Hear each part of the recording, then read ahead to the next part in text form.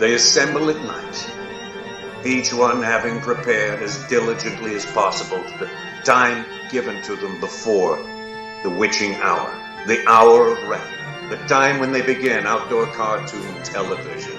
Stray Cats is on the air.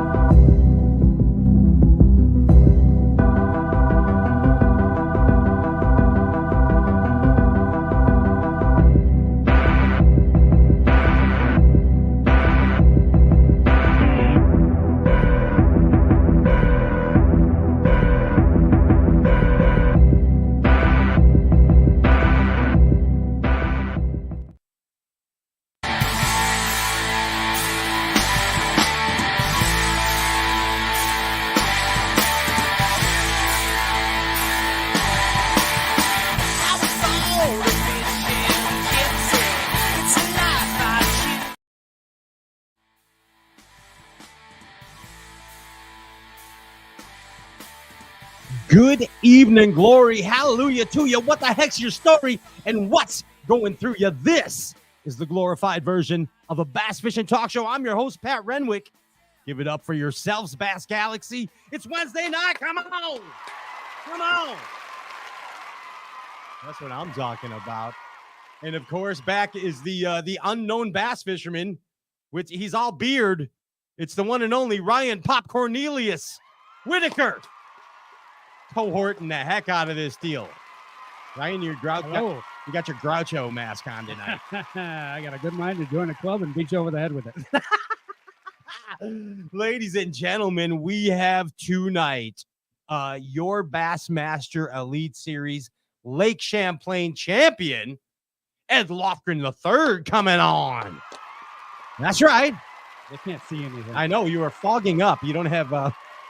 But that was a great Groucho impersonation, actually. And also from OMNIA Fishing, Pistol Pete Przepiora. Pistol Polish Pete Przepiora. Beg my French, pardon my pardons. Master Pete. Yeah, exactly. He's coming on to talk Bassmaster Elite Series winning baits and tackle from the 2024 season. Breaking it down, OMNIA Fishing. Boom. Right there. Very nice. Oh, very nice. Very nice. I like you. Yes. Hey, good luck to all our horses in the race. Mañana at the Bassmaster Northern Swing and Opens at Leech Lake. Leech Lake. Yes. You know, if you're sick and you put leeches on you, Ryan, and they take away all the sickness. Yes. I heard that. Yeah, you just need a good bleeding. Yes, a good bleeding will win the Leech Lake event. So good. Yes. Good luck to all that. Yeah, I can't hear myself. You can hear me? I can hear you all just right. Great. That's fine. Yeah, you sound really good. Okay. Hey, next week, Chris and Corey, congratulations to Corey Johnston on winning the St. Lawrence River and Chris Johnston on AOY. Hell yeah, that's how you bass fish. That's what I'm saying, boys. The Brothers Johnston. Yeah, brotherlies. And they're on next week. It's going to be a feast of hooligans next week. Yeah. A feast? A feast of hooligans. Okay. Yeah, checking is allowed. Hard checking allowed. Hey, congratulations. And I'm saying congratulations, although I am saddened at heart, to Mr. Clun moving on to fish the Opens and stepping down from the Elites. I will sadly miss Mr. Clun on the Elites, as I'm sure a zillion will out there. Yeah, that's a tough one, wasn't it? It's gonna feel weird. Yeah, it was crazy. It was kind of nuts. Also, a mic drop. This is a Han Solo action figure, but I'm going to drop this. That's what Zona did, and he's out. So Zona on to other things. He actually got a job, Brian, as you just found out today on social media, as third base coach for the Chicago White Sox. Oh, really? So congratulations to Mark Zona, and we'll see you at the Bassin Hall of Fame in Septiembre. Windmilling. Yeah, he is. He's windmilling at third. Come on. Come on. Coach Z would be great, though. Come on. Yeah. You know that. Who's producing the Shaboopy out of this deal back there? Know. Yeah. He's red on the head, just like a gosh dang producer of a Bass and Talk show should be. Ladies and gentlemen, it's the one and only Andrew Ellenberger. He's a JJ, How we doing? how are you doing? Good, man. Yeah, you're fresh off a producer break. Couple weeks. Hey, congrats on Behind the Tanks, man. It's awesome. Hey, yeah, thank you. Thanks, Gingy. I don't know if you were going to talk about that, but I'm going to I steal don't your talk thunder. about me I know, but it's awesome back there. It really works. So much. And seriously, thank you to all the people at Bass, especially my boss, Kyle Jesse, for always being behind me there and sticking up, I guess, or showing out. But behind you for behind the tanks. Behind the tanks. Yeah, everybody that's involved in that. Thanks for giving me it was awesome. It's a great concept, man. It is. I enjoy it. Yeah, that's the boys. That's sales guy Phil and Philip and Moultrie Mobile. So it's a good time. If you haven't seen it, go to Bassmaster YouTube, available exclusively there. Behind the Takes, presented by Moultrie Mobile, and it's candid interviews before the anglers go up and talk to Dave on stage. So it's they said some things and stuff. Yeah, there's a couple. So we found out that Seth got his wife a present. You know what I mean? We found it there behind the tanks. Some two presents, Tig old biddies, and there you go. That's a good husband. You know what I mean? Buddy. And you're a good husband too, Ginge. Yeah, I try. And a good bass fisherman, and a good dad, and a good friend, and a hell of a producer. When you're going to St. Clair soon, huh? Yeah, can't wait. Looking forward to it. Change I have here, and I have here. So this, now forgive me, the Stray Cast viewer that won the powder on the Takumi show. We have it here. We have it here. And Andy, this is your bottle of Takumi's fake powder. Fake powder, yeah. Fake powder. I'm ready. Ryan and I are all hopped up on the fake powder. Gonna let you know. Glad you made it through customs, man. Yes, I did. I did. Smells good. Kenyatta got it. It actually smells like fish food and whatever. All right. But Gingy, on with the show. May I tell you before we get on with the infomercial, the slices, dices, and even catches mices segment of the show, that we got a like and share going on. Here's the deal. Ed Loughran, champion Ed Loughran, is giving away handmade jigs and spinner baits that he made himself. Really? Yeah. Ginge, you can win. He said you can win, Andy. All right. And so tournament winning handmade jigs. Yeah, tournament winning handmade jigs. Like and share. Yeah. I think Rock and Show Fantasy or Gingy is on the chat, running the chat. Rock and Show Fantasy said he had to green acres and stuff, climb to the top of a pole, crank a thing, and then he could get internet. So if you're there, like and share the live Facebook feed. You got a chance to win custom-made jigs and spinner baits from Ed Loughran, Champ Ed. And also, of course, a Tin Cup Whiskey box of fun to your door.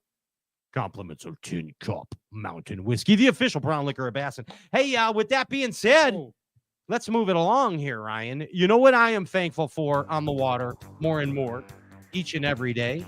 The water?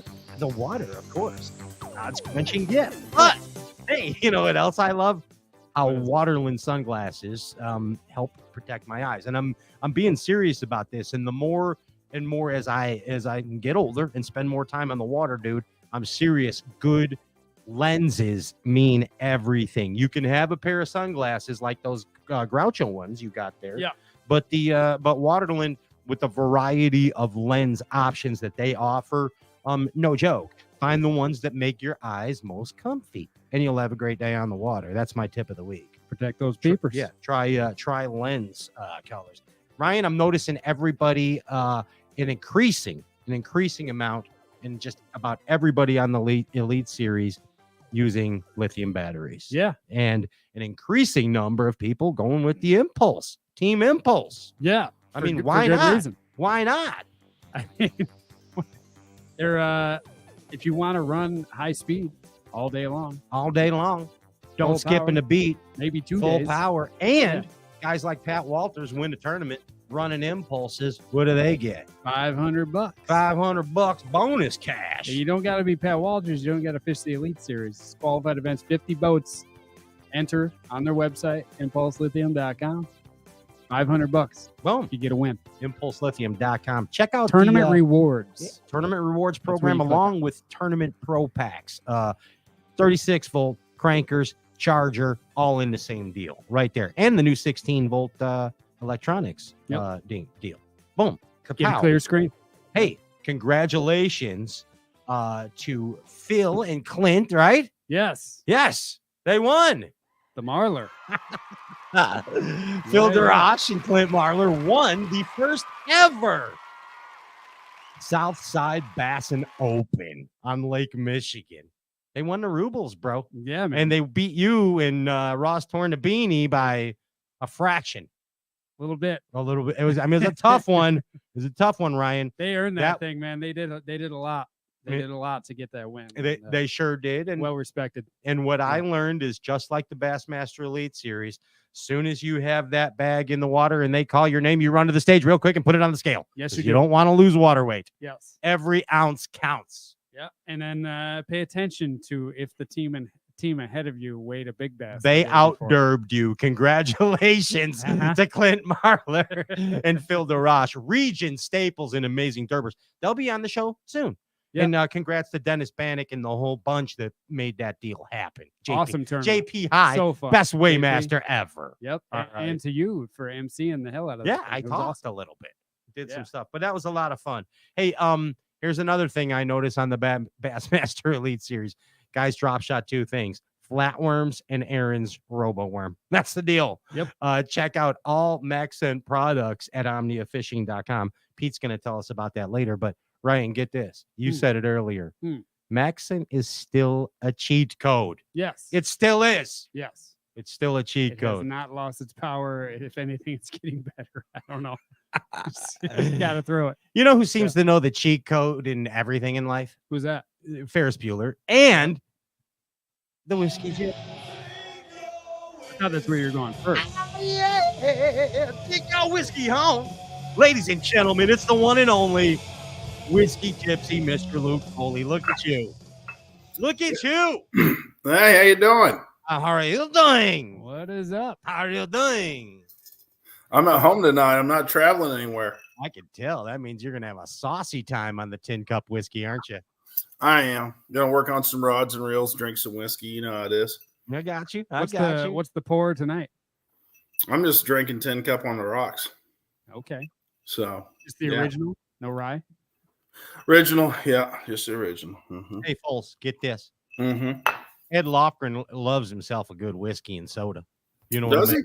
Yeah, we got to send him a Tin Cup Bass and Care Pack. I would be more than happy to just get his information. Maybe he'll swap me out some of those secret baits of his. That's what I'm saying. So don't forget. He doesn't have to. Out of respect, I'll send it to him no matter what. I'm just saying, if he wants to send me something, that's cool. He likes a good bourbon, some bourbon. You know what I mean? I hear you. Yeah. Hey, for those that don't know, Luke Foley is the Whiskey Gypsy, and he's the one that brought Tin Cup whiskey, the official mountain or brown liquor of bass, into bass fishing. And every Wednesday when Foley comes on the show, he has a Tin Cup whiskey word of the week. When you hear that word, you take a little sippy of whatever you might choose. I have some black coffee. That's why I talk so much. Ryan Popcorn Whitaker's sipping on a little Tin Cup and a little Bush Latte Chaser, a little Boilermaker, so to speak, Chicago style. There you go. Yeah, whatever it may be, Bass Galaxy, whatever you do, take a sip and sip responsibly when you do sip. Foley, you caught up on calling people off work on this show? Yeah. Okay. He's caught up. Everybody off. Yeah, good job. And of course, like and share the live Facebook feed. Foley's giving away a box of mountain goodness to the door, swag and stuff, and your chance to win from Ed Loughran homemade jigs and spinner baits. Foley, what is the Tin Cup whiskey word of the week this week? Well, these last 2 tournaments, it's been the northern swing. So why don't we go with like northern? Anything? Northern. Or you just like to say swing? You're a swinger. I do like to say swing. You're a swinger from way back. Yeah. Yeah, you're not scared to listen to some Def Leppard really loud. Oh God, no. Yeah, I great man. I still got the T-shirt. So anytime we say northern or swing, you take a sip, and when you take a sip responsibly. And if you're staying home, don't go anywhere. And if you can't make it to work, Foley's going to call you off. He's all caught up. Send him his way. Absolutely. Hey, Foley, you coming out to do some bassing? Yeah. I'm get up there and do something with you. Something magical. Every time you come, we catch them. And Yeah, now we gotta get out on that new Ryan Popcorn Whitaker guide service on Lake Michigan. I know. I need to get on that deal. Yeah, for sure. what do you do? You just Google Lake Michigan bass fishing. Chicago bass. Chicago bass fishing brings Yeah. you to Popcorn site. That'll go to the site, but best way is just contact me. Contact Just hit me Popcorn on straight the on social. Facebook or Instagram. He'll take you out for bigs, and he's going to show you all Eric Bertowski's spots. Yeah, his spots are great. They're the best We're ones. definitely going there. That's where we're going Yeah. first. Hey, That's Foley, thank you Yeah. for everything that you do for bass fishing in this Stray Cast show. You know what I mean? My pleasure. Yeah, you built a team of mallets for this deal. Yeah. Including yourself. Courtney wanted me to tell you guys and everyone that she's the best backlash picker outer that there ever was. Oh, so that Really? means you've been backlashing a lot. Well, I missed one. I hurried up and tried to get in again, and I hit the boat seat. And Chunked then it. another one. I'm not sure what I did, but they were big backlashes. Hey, And Corey I got was it. about to cut them Courtney got both out, and she got them Wow. both out back to back in Wow. record time, mind you. So she likes to brag about it. So I'm just saying. Well, we're having a contest next time we see her in the Tin Cup casting Oh. contest. She's picking out backlashes. See what happens. She'll beat all of us, and I don't know how she does it or what happens, but I'm about to cut it out, and she's like, "Here you go." And I worked on it like 20 minutes, and she gets it done in under 5. Unreal. She Yeah. wanted me to let everybody know that. And now they know. Hey, Foley, I combined you. Courtney and Foley, you are now Coley. You are one person. Can I Soon send some enough. reels? Yeah. Can I send? Yes, Ryan wants to send a box for repair. I career ended 2 in the last tournament that are just sitting in the box that I don't even want to look at. And you want to know what the hell of it is she loves doing it. She'd be more than happy to pick about, There it right? is. Bass Galaxy, Well- send your reels to Luke Foley, and Courtney's picking out the backlashes. And That's keeping right. you in business. Foley, we'll see you next week. It's the Johnston Party Shenanigans house. The Johnston brothers. Oh, yeah. Oh, yeah. There it is. Hey, Foles. Yeah. Bass Galaxy, don't forget, like and share the live Facebook feed. Your chance at a box of Tin Cup goodness along with custom baits, handmade by Champ Ed Loughran. Don't Get go his anywhere. address. I'll send him some stuff, Pat. There it is. Ed'll give it out live on the air to you. Okay. I'm just kidding. Hey, Bass Galaxy, don't go anywhere. Put those power poles down. The pleasure is about to begin when we return. See you guys. Peace, Foles. Love you, bro. Love Hey, it. Luke.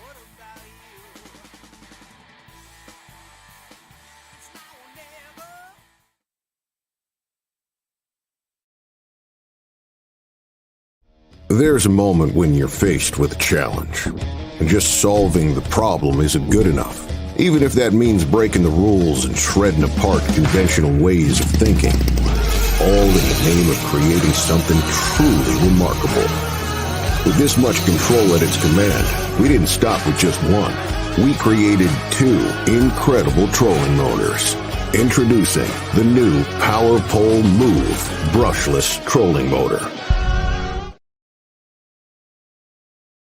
This is the mountain, and this is mountain whiskey.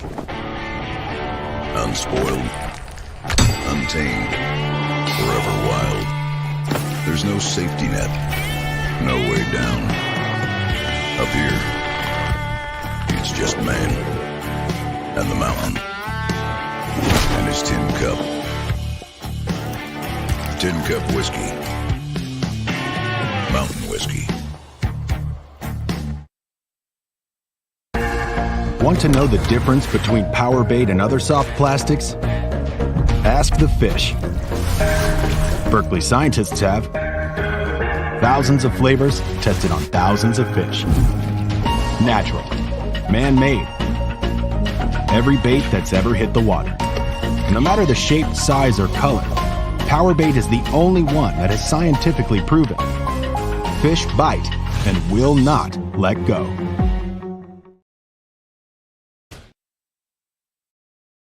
OMNIA Premium Pro gives you the confidence to eliminate dead water on thousands of lakes across the U.S. Exclusively on the OMNIA app, use 10 unique data layers containing critical real-time mapping information to see water temperature, water clarity, contours, lake bed hardness, and important weather data all in one place.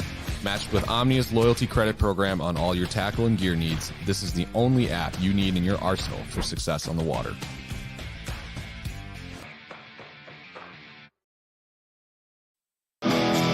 Realize your boat's potential with outboard performance accessories that improve the handling, speed, and economy of your boat. Find your perfect accessory from Bob's Machine.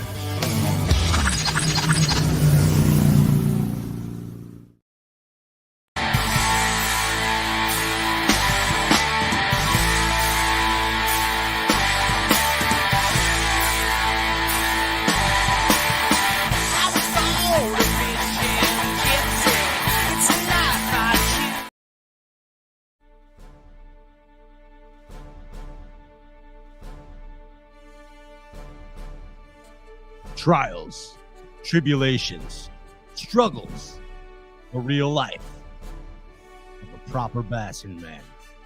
And then it happens in the blink of an eye. One becomes a Bassmaster Elite Series champion. Bass Galaxy, we bring to you your Lake Champlain 2024 Bassmaster Elite Series champion. The one and only. Give it up for Eddie Loughran III. Ka-chow! Yeah. There's Ed. How you doing? How are you doing? Doing great. Doing great. You look good, bud. Yeah, I feel good. And you look even better next to a blue trophy. I got to be honest. Right there. See that old blue right there? That's your new bud. Your new bud. Goes everywhere. Like you're going driving through the Wendy's. Here, you'll have give me the $4 meal deal for me and my blue buddy here. Like that's trying to get a foot ornament. Yeah. I mean, always with you. I mean, pretty cool. Congratulations, Ed. It's a big deal, dude. You did it. You did it, Ed. You were right there. So, I was right there watching the whole thing. Right there backstage. You saw it all. Man, I mean, I loved feeling the emotion that exuded from, like, I mean, you could feel like you were like, oh my gosh, this happened. And I could kind of feel like a shock sense. I mean, you beat Chris back there. The chatter was that you didn't have them, that you really didn't have it. And you did. And you did. You know, typically I try to get my weight dead on, but for whatever reason that day, whatever my scale said is what I had my cameraman enter into Bass Track. And so I knew I had between 3 and 5 ounces more than the 1610 that I showed. And I ended up having 4 ounces more, and that was barely enough, but it made it. The plan came together and you made it. That's amazing. Man, and it's been a long road, Ed. Yeah. It's been a long road. Like, bass fishing is so important to you. I mean, I said this and you and I share a lot of commonalities in our bass and background, Ed. And here's something that I kind of gathered from speaking with you and reading your file, let's say, Ed. Right. Bass fishing saved you. You found solace in bass fishing. You found joy where there may not have been joy other places in bass fishing. It was an escape, a place to go. You know, I mean, fishing really has always been there for me. My family didn't fish, but it's just something that I, for whatever reason, always liked. And from a young age, you know, just throwing a beetle spin and a Mr. Twister on the back of a jig head around, catching panfish along the C&O Canal, which parallels the Potomac above Washington, D.C. in Maryland. Just doing that, I just loved it. And ended up finding that there was such a thing as professional fishing in the early 80s when I, walked into a tackle store and just kept hanging around because I didn't have anywhere else to go. And after a number of weeks, they just ended up hiring me because I was talking to customers and just hanging around. You're already working there. You're already doing. Right. Might as well put you on the payroll. Well, and the payroll was, I ended up getting paid in lures and rods and reels. They didn't pay me cash. I guess they couldn't. I was only, 13, 14 years old. So So I got paid that way. So, but I was happy to do it. Kathy Lee Gifford messed all that up. Those child labor laws.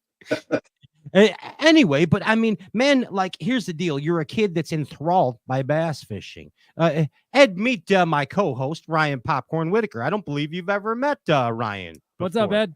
And hey, good to meet you. he shares the commonality that you and I share, and many other viewers out there in the Bass Galaxy, that, again, bass fishing was our escape. We grew up in the Chicagoland area, Ed, and you grew up in the Washington, D.C. area. I mean, so not a gazillion bass fishermen around. No. You know what I mean? No. And for you to relate, work at the bait store, and you have one in the, I believe it was the bait store owner's son that befriended you, you know, and kind of taught you bassing. He's like Bait Shop Randy was to me, Ryan. Are your mentors, you know what I mean? And that evolved your bassing career. That was the spawn of it, Eddie.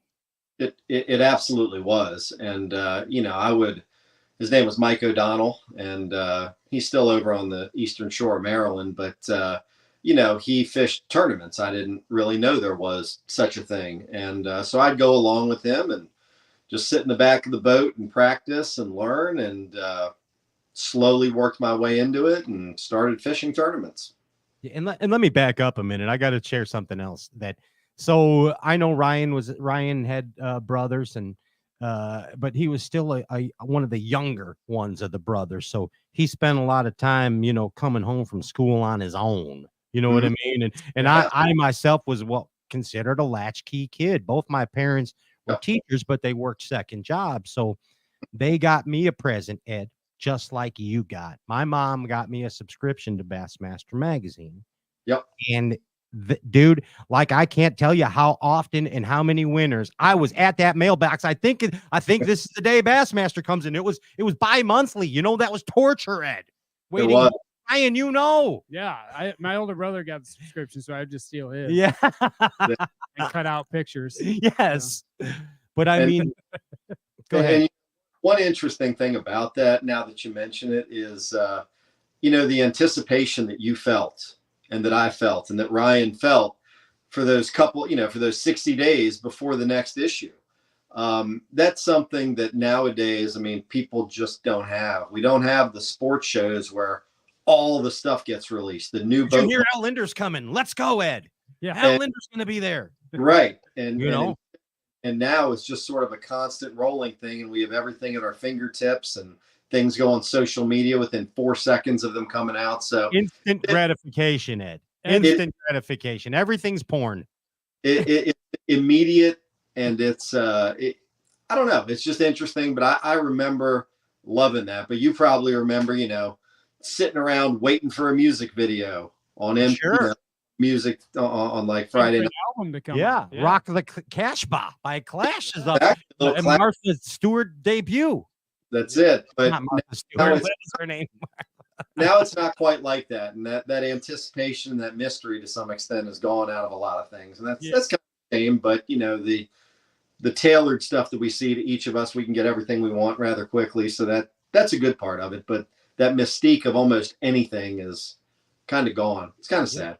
It really is. Ed, were you a Bass Nation, or back then the Federation guy? Is that where you started?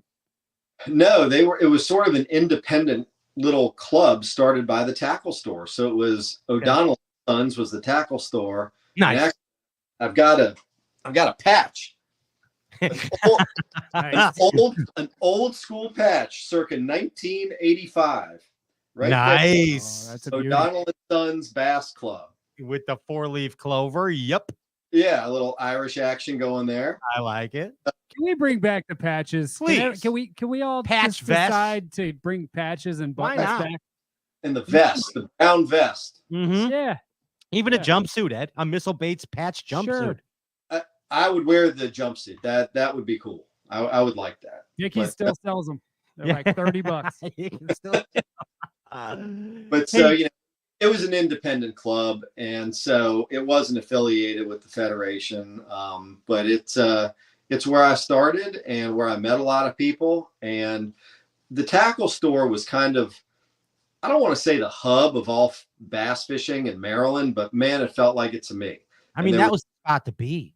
Yeah, and there were really great anglers. And even, and this will be a little unusual, there was even a customer that used to come in there, and I never knew who he was or anything, and I don't frankly remember, but Pete Robbins, the writer for Bass, used that store.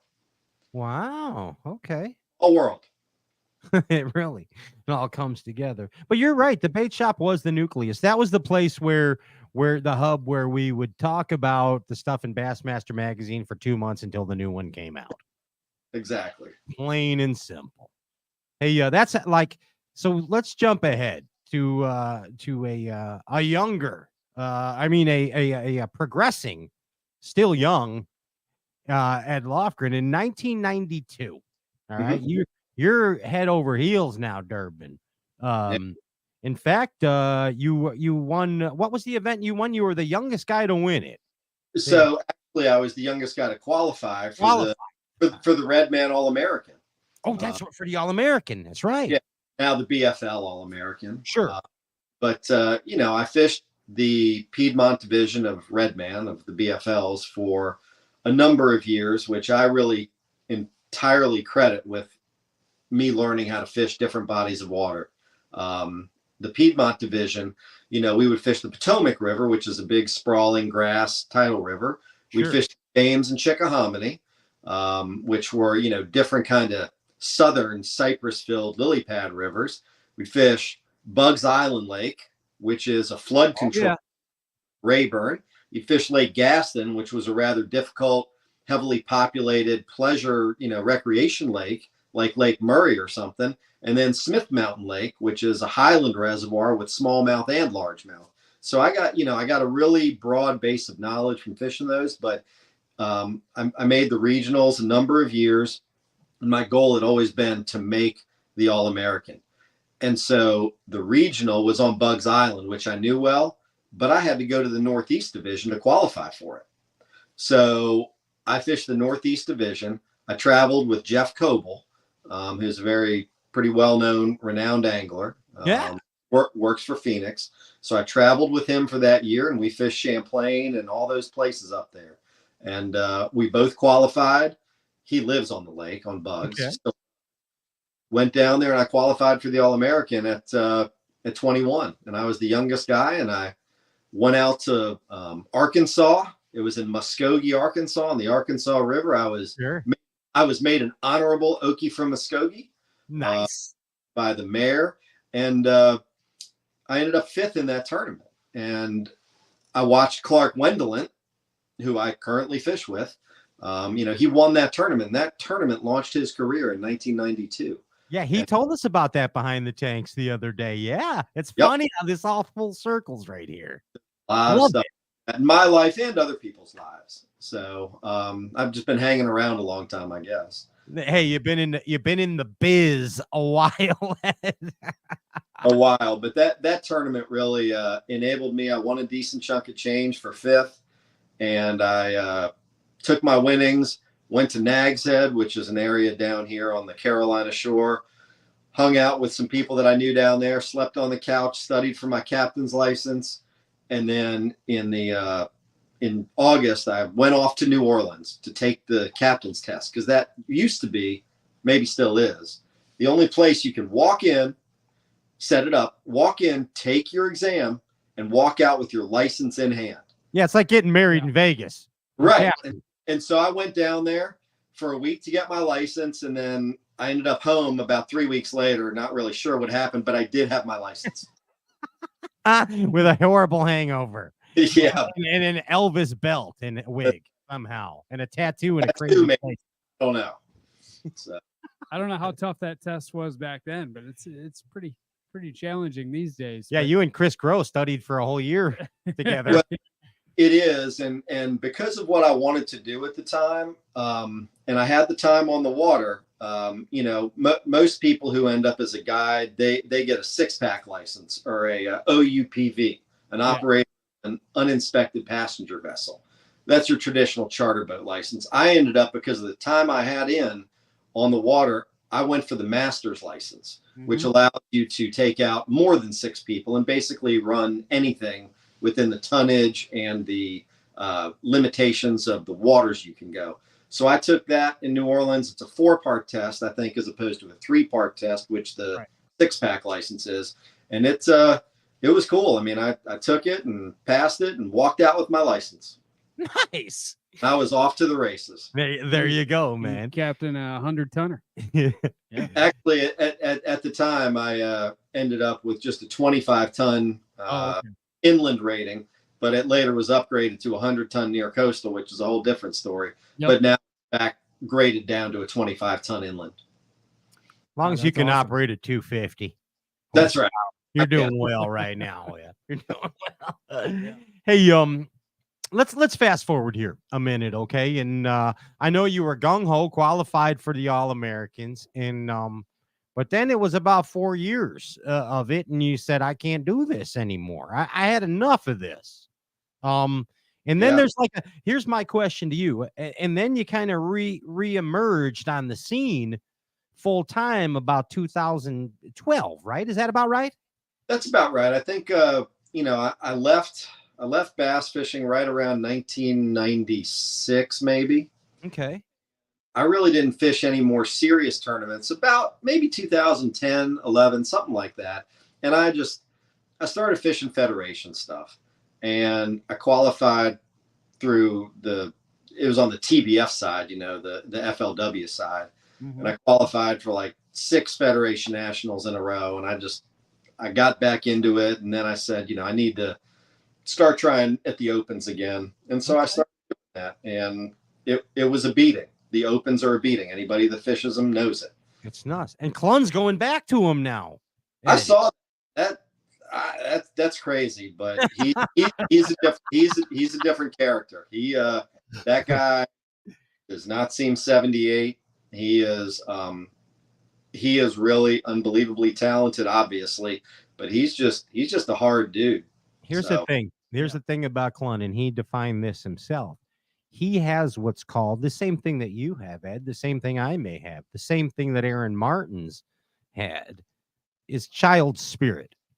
So, and Clun talks about that all the time. If you have that child spirit, you're still in whatever you want to be in on. You know what I mean? True. And once the child spirit goes away, you might as well.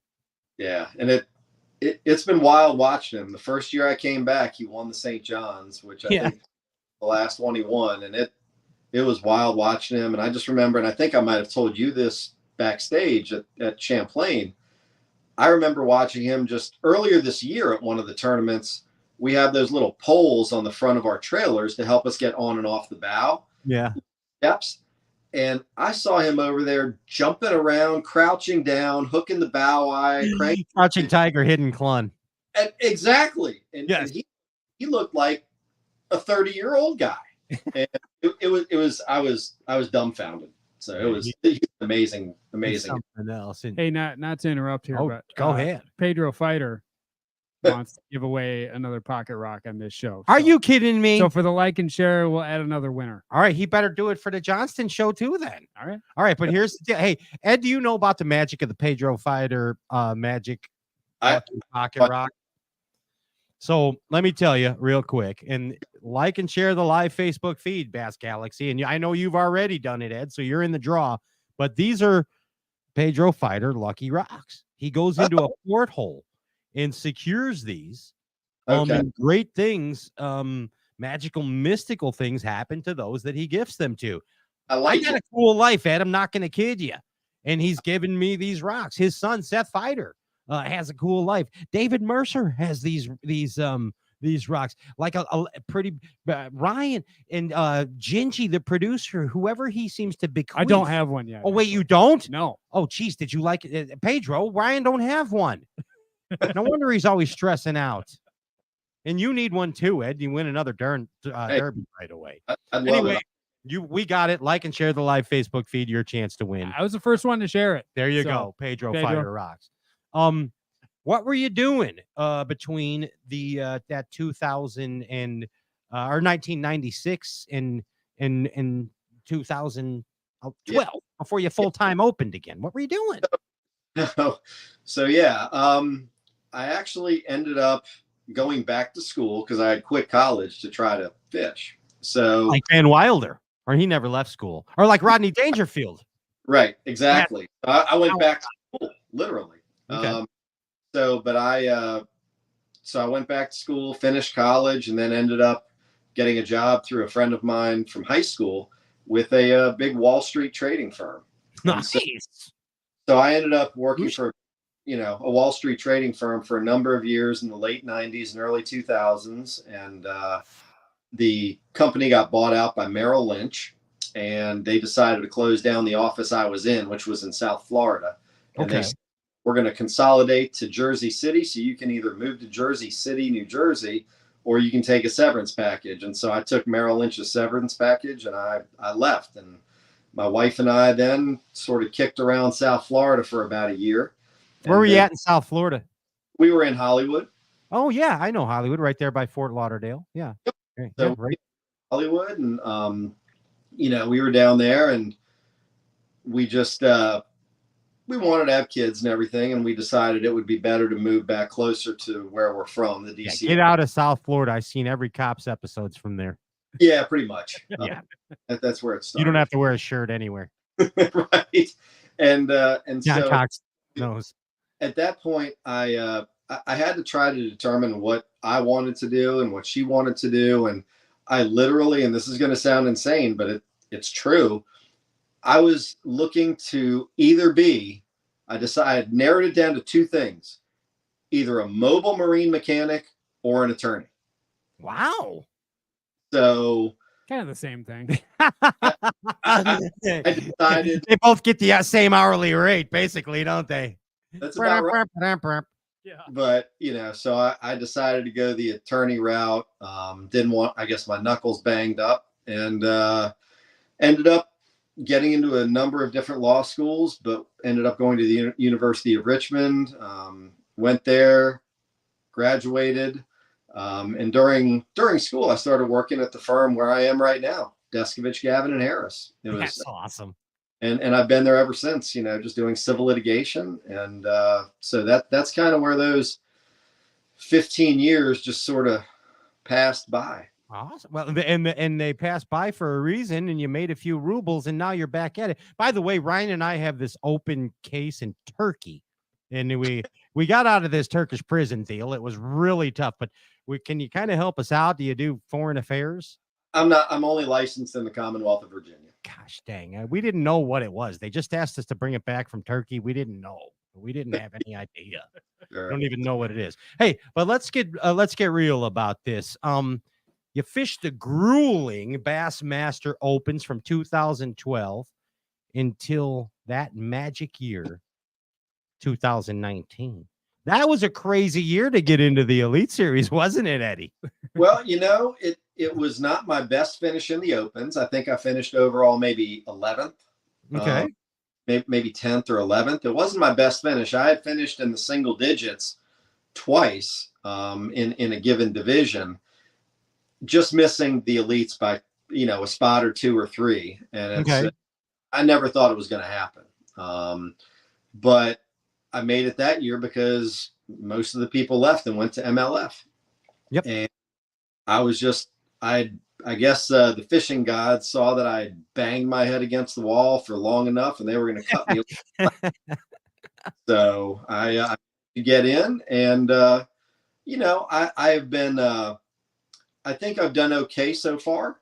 Winning obviously helps, but I've made 7 or 8 top 10s, and I made the classic and stuff. I mean, unfortunately I may have aimed a little low. But I've kind of achieved almost everything I realistically thought I could. So I better ratchet things up at this point. Okay. All right. Well, we need a classic out of you. We need an AOY, and we need a Bass and Hall of Fame. All right. How's that? Yeah, that's right. There's the quadfecta right there. Right. But this is what I want to ask you before we move on and get into your victory, as well as getting to know you a little better about your personal clicks here.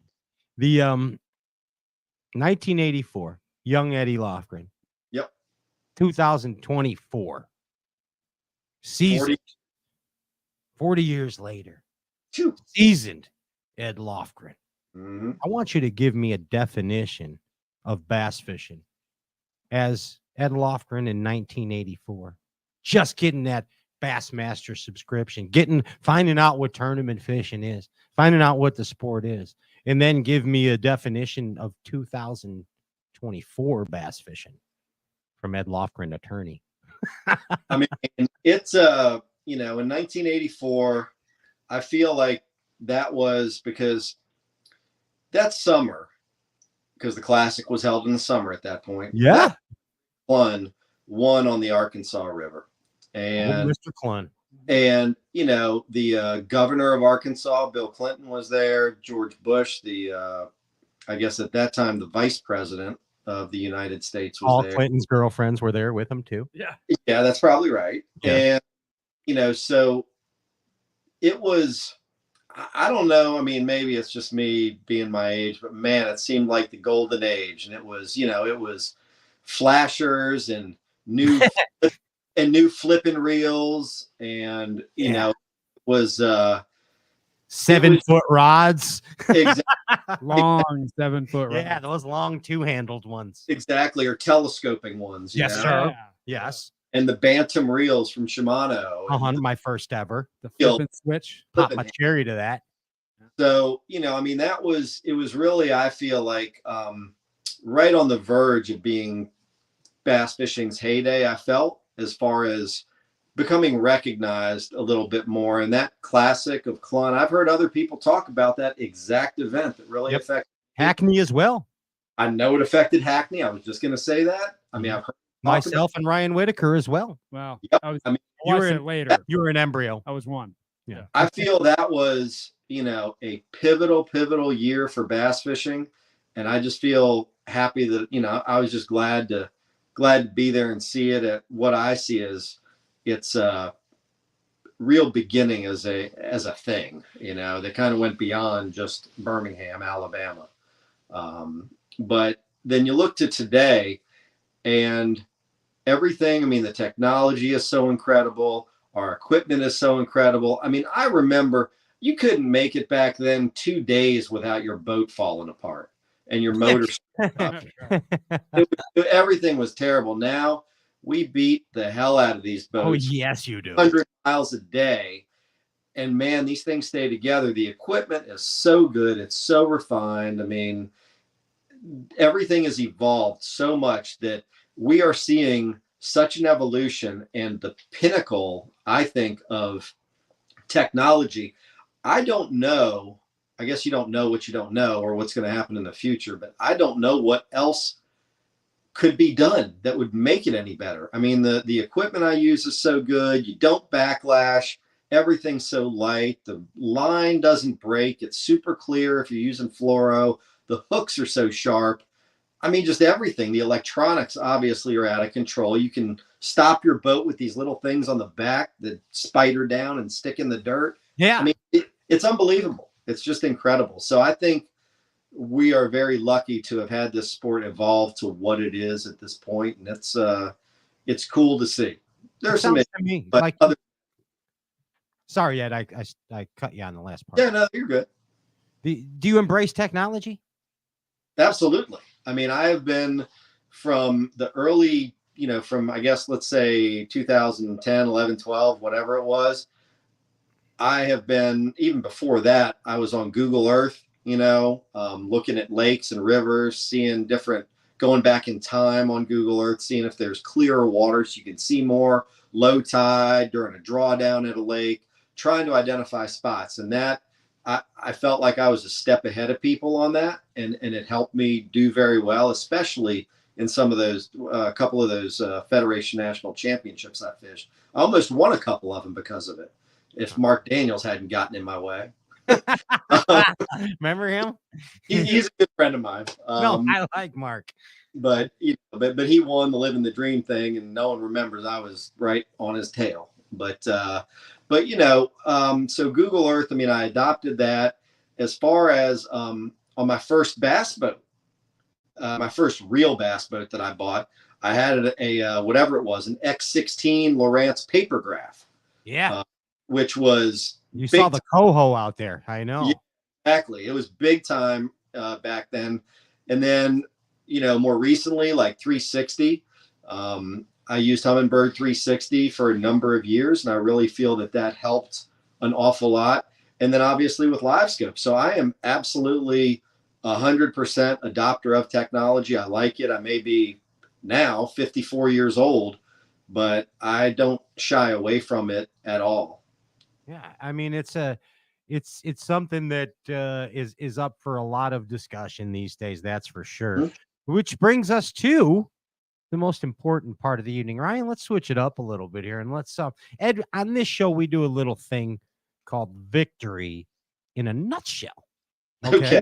Yeah, so it's like this is usually Ed Loughran in a nutshell, but now it's the whole picture. This is basically your tournament winning bullet pointed, and Ryan's going to give you some bullet points or statements about your victory, and you just elaborate on it for the Bass Galaxy. Plain and simple. Victory in a nutshell. You got him, Ryan? I got him. Let's talk about Champlain. I got him. The Samuel de Champlain's Lake. The first thing I just I got to get this question out of the way before we move on into it. You said going into this tournament, you had a medical exemption.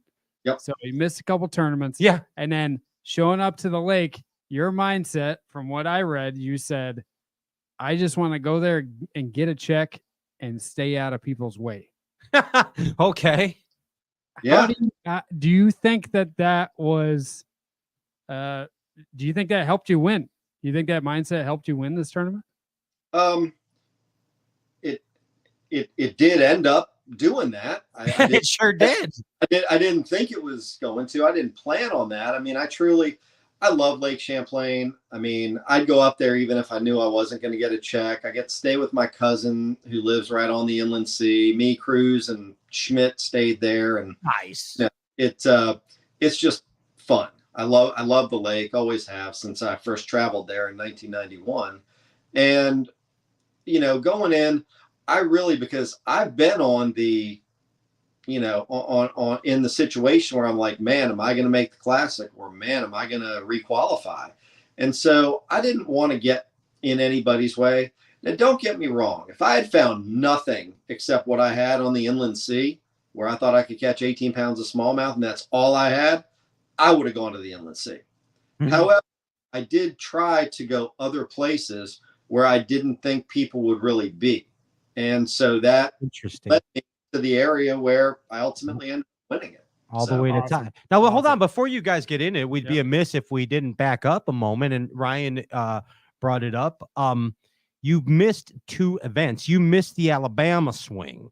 Yeah. So, and Ed, you want to explain that? I mean, what I think is awesome is that, like, okay, you missed 2 events, and then the next event you're staying out of people's way, like Ryan said, and you're just pum, and you win the derb. That's the strange part about fishing. It's both a cruel and weird and unusual sport, and I don't know why things happen. I mean, even looking back to like Palaniuk getting DQ'd at Mississippi River for an inadvertent mistake that really was weird. Yeah, and he comes back and wins the next. Wins one. St. Lawrence. Yeah, and there are many things like that. That when something needs to happen or someone deserves to have something happen, they seem to happen. No stopping them. But it's definitely unusual. But so at Wheeler, I went down there, and immediately before practice, I was overcome with pain from kidney stones. I'd had them before. I had one at St. John's. I had one right after Lake Murray, but those were manageable. And I've had them before. I had them about 4 years ago during the Gunnersville event and at St. Clair. And I had surgery for them back then, but it's just from dehydration. But this one was unmanageable.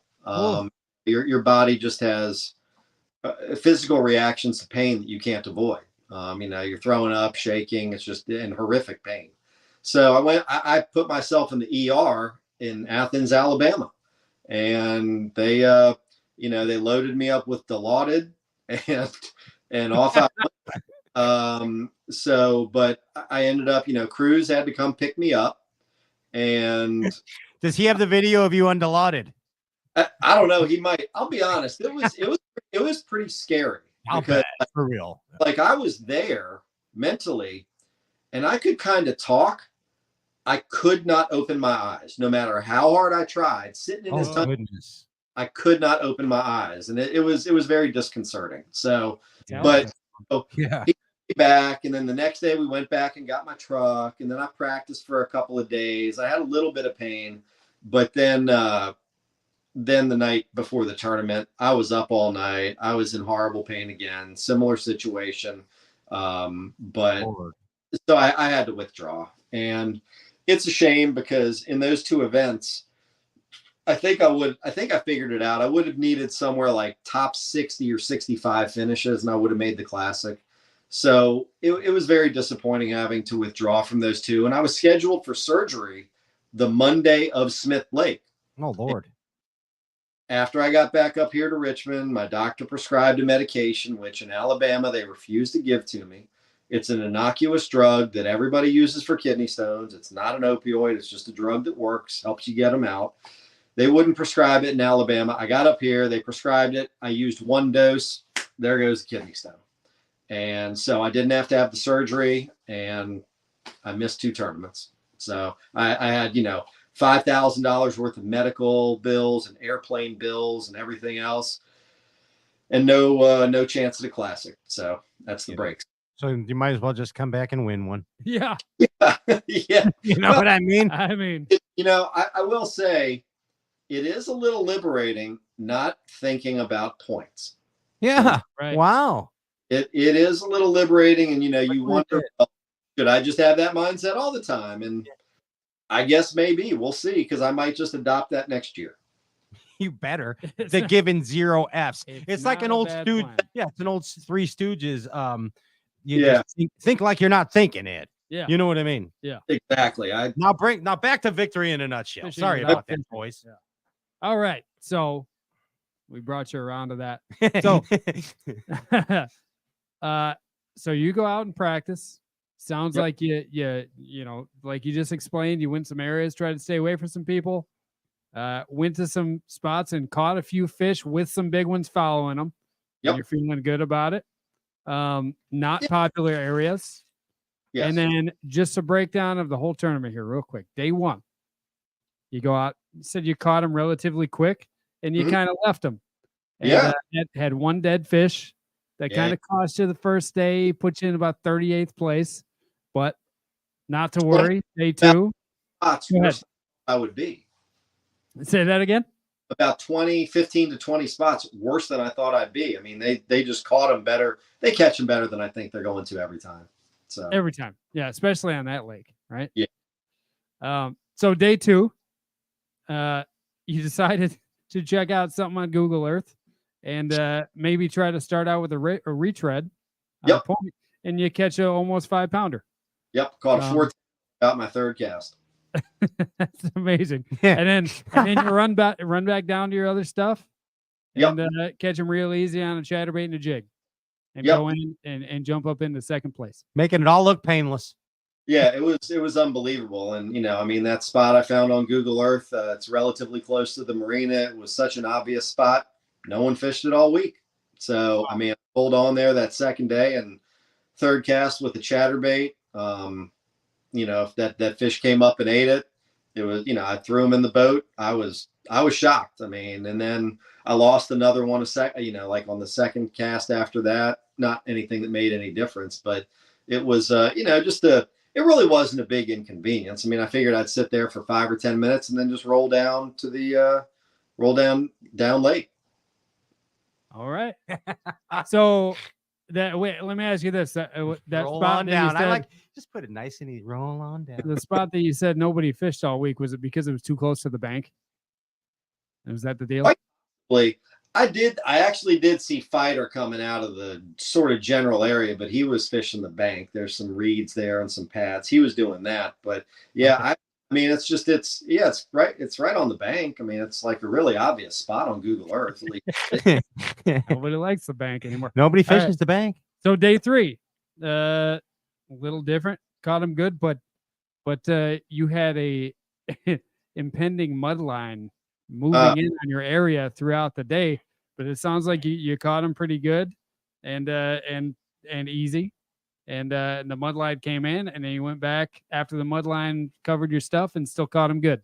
So 2 good ones after because that mud line, it was so slow moving, and Jake was in my boat, the cameraman, and we pull up. I've got a crazy story about him too, with a friend from high school. Long story, but I'll tell it if you want later. But so we get there, and this mud line's maybe 50 yards off of my main spot. And I just said, man, that doesn't look good. And then it's 30 yards. An hour later, it's 20 yards. And then it eventually just comes over the place. And when it goes from 4 foot visibility or 3 foot visibility down to 1 foot, normally it's over. But I ended up, after that happened, I went away from it, caught some more fish, had a little bit of time, and I caught almost all my good fish from a very small area where that mud line had covered up. And I said, I'm just going to go back there. I caught one almost 4, and then I caught a 5 3/4. That's awesome. You dumbed them up. The mud dumbed them up. Yeah. I mean, made them less wary. I don't know. Yeah. Largemouth don't care. Yeah. All right. So day 4 gets a little more tricky. This is the day I like. I call it Eddie's Audible. Right. That's what I call it. So you start on some smallmouth. You only catch 1 largemouth the whole day, and then you got to go freewheeling, and you just kind of go fishing and stumble into them and catch them. So, I mean, what happened? Exactly. So I had 2 spots, actually, 2 little rock high spots that had little scraggly grass on them a couple miles away. And so I think I caught a non-keeper on them in practice, but I was throwing a spook in practice, actually a Spro walking haint. In practice, really just to cover water and try to see where some fish were. And I think I had 1 little tiny fish off of these rock humps, but I hadn't thrown that jig on there. So I said, I'm going to go down there and throw that jig because they just looked right. The spots looked right. So I go down there, and as I'm rolling down there, I'm pulling up to it, and I see on my depth finder that there is a shallow flat point coming off of one of these humps. And at the very end of it, like 50 yards out, is 1 little contour line showing that there's a little rise at the end of it. So it's about 100 yards from where I wanted to fish. I said, I'll just stop there and look at it real quick. So I stop, I'm drifting, throw the trolling motor in. Instantly, there's like a dozen or 15 smallmouth. Smallmouth Disneyland. Yeah, it's right there. And no one knows this area of the lake, I guess, so they're dumb as a rock. And so I drift right over them. I got to get a drop shot out of my rod box because I hadn't thrown it that day. And I basically fling it over my shoulder and back over the motor. And before it even get back where I think the fish are, estimating how far we drifted, it didn't even make it to the bottom. And I had a 2.5, 2 3/4 pounder on. So I wheel around, and I think I probably caught every single fish out of that school, including a 310 and like a 3.8 or 3.9. Nice. Wow. Without those couple fish right there, because I culled 2 6s or 2 5s or whatever they were, 2 pound 5-ounce fish. Sure. Without 2 fish, I wouldn't have made it. But it's not quite as brave or creative as you think. I didn't have any option. I mean, my spot was dead. It's a lot easier when you got no choice. Like they say, there were a lot of heroes at the Alamo. Yeah, they didn't have a choice. Right. So, right. So I ran down there. It was a calculated move, and stopping on that spot, it's no different than a practice day. I figured I'd take, 5 seconds and just drift over it and see what was up. And there were some fish there, and that it did. Yeah. Well, don't sell yourself short. We've seen people die on spots. Yeah. They kicked the dead horse. They just kicked the dead horse. You could have been saying, they're going to bite. I'm gonna wait. But then after that, I still had 2 hours left, and I went and died on my other spot. Right. Right. Because at that point, I thought if I just catch a 4, I will probably win. And that's the only place I knew to catch a 4. And so I went back up there and beat on it basically for an hour and a half and never had a bite. And amazing. And you won it by you won 80 pounds, 12 ounces. You won by 1 ounce. Oof. I saw that weigh in, and that was unreal. It was exciting. Amazing. And you definitely didn't think you had it. No, I thought all day that, well, unless something changes, at least once I got to 17 pounds, I was like, yeah, at least I'll stay in the top 5. That's good. I haven't had 5, at least that's something. But then I came in and I see Dan O'Sullivan there. Oh, yeah, I love Dan. And he's like, man, it's going to be close. And I was like, shut up. And he's like, no, it's going to be close. And I knew he was serious. He knows. He does know. And so I looked at everything and started looking at the math, and I was like, Chris Johnson, he usually is pretty light on his weight, like a pound or 2. Yeah. So Robert G, I'm just not familiar with, but everybody else, I knew what they were saying and what they had. So I was really just worried about G and Chris Johnson. And once G weighed, I knew I had him. But once Chris Johnson weighed, I had no idea. So I was nervous for about 2 minutes the whole day. I wasn't nervous the night before. I slept fine. I wasn't nervous there because, again, I didn't have a choice. I had given a lot of my stuff to one of my roommates, to Brian Schmidt up on the Inland Sea, and I didn't know if he had beaten it to death or not, but I wasn't going to go up there. Right. So I was committed to this area and I was going to roll with whatever happened. And you rolled all right. You rolled into that trophy that's over your right shoulder right now, and that's freaking awesome. That was cool. Champlain champion. Couple things I need to know that I couldn't find. You were fishing a lot of grass, a lot of grass with rock in between for the largemouth, and then no rocks for the smallmouths, which is weird. Versa vice. What kind of grass? Is this milfoil? It's milfs. So there was milfoil on top of where the largemouth were. The main spot that I caught them off of, the fish were segregated. I've never seen anything like it. On one end, it's a little shallower, maybe 3 to 5 feet, and it had big giant rocks, and it had nice plush green milfoil. That's where the other end kind of gradually tapered down to maybe 8 feet. And out on that 8 feet section, it was flat. It was a hard bottom, but there wasn't like chunk rock or anything. And it was more scraggly grass. It was not milfoil. It was some kind of cabbage or some kind of other northern grass. Yeah, it was like that pondweed we call northern. Right? I know. I know. He said northern. I did that in pondweed or something like that. Yeah. So it was some kind of scraggly grass, and those smallmouth were suspended in it. And every once in a while with my live scope, I'd catch a glimpse of one. But other than that, I never saw any fish that I caught, down in those areas. But, it was just an unusual spot. And there were some spots that I found down there that just never really produced in the tournament. I had some sailing buoys, like the mooring buoys. Yeah. It never produced for me in practice. That's how I kind of got keyed into the whole area down there. As I caught some fish off of mooring buoys. Never had a bite in the tournament. Tried it out. Go figure. Wow. Yeah. All right. There it is. Last question about this tournament. You threw a jackhammer or chatterbait. You threw a mini flip a lot in practice, but lost them all. And then you threw a homemade jig, and you threw that Spro walking hate. If there's another tournament there tomorrow, one day, you only get to take one of those baits. Which one are you taking? The jig. The jig. I knew that answer. I just wanted to hear it. Fish they got off of the first day. I caught some on the chatterbait pretty good. The second day they were all over it until about noon, and it just stopped. And I don't know if I had caught too many of them or what. I put that jig on, and those big fish started biting it. It's like I've seen it before, and it's a very small jig, a small profile jig. And like I said, I burned up all the mini flips. I took most of John's mini flips, and I just had to end up just using what I had, which is just a little jig that I make. It's a good little. What's the head like on the jigs that you make?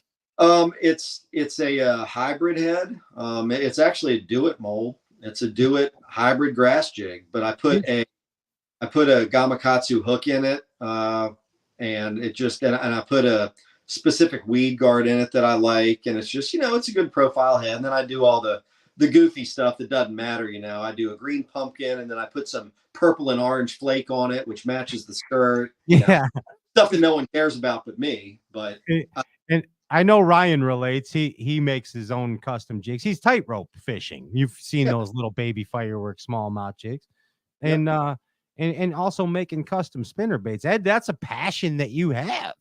Oh yeah, making baits. You're actually giving away for the like and share tonight. If you have not heard, like and share the live Facebook feed. And Ed's giving away a lucky viewer gets some custom jigs. And what makes a good jig? What makes a good bass fishing jig? Well, one problem I've always had with jigs is they just don't come through stuff very well. You know, even growing up. I mean, growing up, I threw basically the only jig that was around, which was a Stanley. It's Stanley's, and so I threw a Stanley, and the head design was okay, but a lot of them even today do not have very slim heads, and so you know they don't come over stuff terribly well. And I prefer to have a more tapered head. I like to have a very, very stiff weed guard that I can either pull out a strand or two of it if I want it to be weaker. I like a round bend, really stiff hook. I don't like the cross eyes, the sideways eyes. I like them to be in line. That's just me. Oh, okay. You know, a lot of people don't. I do. What does that mean? He don't like the flat eye. He likes the flat eye. I don't like those. Oh, you're talking about the line tie. Yeah, the line tie. You like the vertical, not the 60. That is in line with the bait itself and is integrated, set back into the bait. I'm with you, 100%. Flat eye. I don't like it. Not my thing. I love them. See, I'm opposite. I like flat eye. So, but like with those flat eyes and with the rounder heads, those will not roll when you come over stuff. The bait that I throw, they will roll, but I throw a real stiff weed guard and I don't seem to have any trouble with it at that point. You don't care. And he's catching them in grass. Well, yeah, that flat eye and brush. I'll give you a flat eye and brush. There you go. Yeah. Yeah, it is typically better, but I just like the vertical line tie. What's the Ed Loughran custom spinnerbait? What are you making there? So that actually is a mold. I took a guy out on a number of guide trips back in the early 90s, and he was like a machinist. And so then, as you can today, I bought a blank do-it mold. And he went through and made an extremely slim profile. I grew up fishing the Potomac, a grass river. And so it's an extremely skinny bait. It's so skinny that you need to, with a grinder, shave the eyes of the spinnerbait hook so it narrows it. So you have to shave the sides of the eyes down a little bit. Otherwise, it'll stick out the side of the bait. So it's an skinny bait. And I have a 30 gauge wire on it, which I think is a good balance between strength and vibration. And as well, that 30 gauge, when grass gets hung up on the blade, when you pull it and give it a jerk, that thinner wire will actually flex and allow the grass to shuck off the blade. And so with the skinny bait, it's a pretty compact bait too, but with the skinny bait and that wire, it goes through grass like a dream, which is what it was designed for. It's not great around wood, but so that's the spinnerbait that I make for the Ed. How many good fish you catch on one of those spinnerbaits before you cut it off and put a new one on? Probably. I mean, it depends. You know, sometimes you get like one catfish or one snakehead out of it. But other times, I mean, you can catch a dozen largemouth. You know, and they don't wreck because it is an R bend. It's not a twist on the wire tie. So it just depends. But 30 is a lot different than 28 gauge, and 30 a lot lighter than 35. Yeah. I never 32 too much. You know, it's kind of like the difference between 8-pound test and 10-pound test. It's only 2 pounds, but man, it seems like the world. So 30 for sure. 30 gauge is pretty durable. Seems like as long as you don't boat flip them too, you can get them to last a little longer. Yeah, because boat flipping them, it'll just straighten it out and open up that RI, and then you got to bend it back, and you know it's a bad deal. I don't throw them for smallmouth. I mean, I will throw in 35 or 40 gauge wire if I'm going for smallmouth. So, and sometimes I'll even go, if I'm throwing braided line, I'll even make some with the closed tie, the twist eye. You know, bait scientist. You're a dang scientist. You know what? I don't know if you've seen this, but you probably have. But I've got an R-bend spinnerbait too that I make, and And if you take braided line and just tie up the R band, Yeah. that helps a lot too. That thing, it'll give it. I throw some light wire spinner baits for some smallmouth in a little dingy water, and it seems to help get bites. But yeah, if you tie that R band a little bit, Nice tip of the week. catch maybe Ryan. 5 more fish on that thing. You weren't supposed to talk about that. or a split ring. Yeah. Like it. Nice. Yeah. That's the tip of the week. Speaking of just the tip, we're let's get down to the nitty-gritty and let's get to know you a little further. Okay. What do you say? This is a new concept in bass fishing talk shows. It's kind of like rapid fire questions. It's never been done before. It's new. Oh, great. It's a conceptual thing that Ryan came up with prior to the show. Yeah. But- I came up with this when I was watching Larry King about 30 years ago. But hold on a second. I mean, we want to get to know you, Fast Eddie. We want to know Fast Eddie. We want to know what makes you tick. So, that being said, we can tell you're a music man. I mean, you come out to some Tesla, Yeah. some hair metal. Nice. I know you've been wasting away in Margaritaville a few times with the late great Jimmy Buffett. Definitely. And I know you're not a stranger to a good time, you know. So with that being said, what is your theme song? Like, what are you crying about your victory, Ed? Is this? No, I have allergies and just, you know, my eyes are always a mess. We made Justin Hamner cry twice on his. Really? Yeah. I don't think I'm gonna cry, but who knows? No, you never know. At this point, you won't. But but hey, for real, what is your anthem? Like, what is a song you know every word to that is like really your jam? That describes Ed Loughran. What is your jam, dude? I mean, I picked Tesla Hang Tough for a reason. That's the deal. That's your one. You know, it definitely is. It's definitely up there. I mean, you know, it's a song that's just the first first verse or two. I mean, it's, you know, I just have had a lot of near misses, a lot of almosts throughout my whole career, a bunch of top fives, just never could quite make it happen. And so, you know, you just got to stay in there and keep grinding. And something like Champlain can happen once in a blue moon. And it did. It's a shot to the chin, and sometimes you just can't win in this do or die situation. You got to hang tough. That's it. There. And you did, but I mean, that sums it up. Yeah, it does. That's why now the only other song I've had is You Got Another Thing Coming by Judas Priest. Oh heck yeah. I love that one too. So, those have been my 2 walk-up songs. So I don't know. Maybe I'll switch it up for next year. I could see you in the Rob Halford leather too. I could see you walking on stage with Dave in the leather outfit like Halford. You know what I mean? I don't know I'd go that far, but come on. It's bass fishing. Maybe try out Turbo Lover. Yes, exactly. Yeah, that's a good one. I have a Rob Halford story I'll share with you behind the tank sometime. but man, I mean, I could see you setting the hook really hard to some Priest along with Tesla. You know what I mean? Yeah, that's the deal. You seem like a guy that enjoys kicking back to some movies too. Give me a movie quote. Give me a quote from a movie that stands out to you, Ed Loughran. I said this recently, and it kind of was appropriate for the situation, you know, fishing in general. I like The Color of Money. I played pool a lot in college, like a lot, like way too much. And there's a line from that movie where Fast Eddie Felson is talking to Tom Cruise's character, Vincent. Yeah. And kiddo, the balls roll funny for everybody.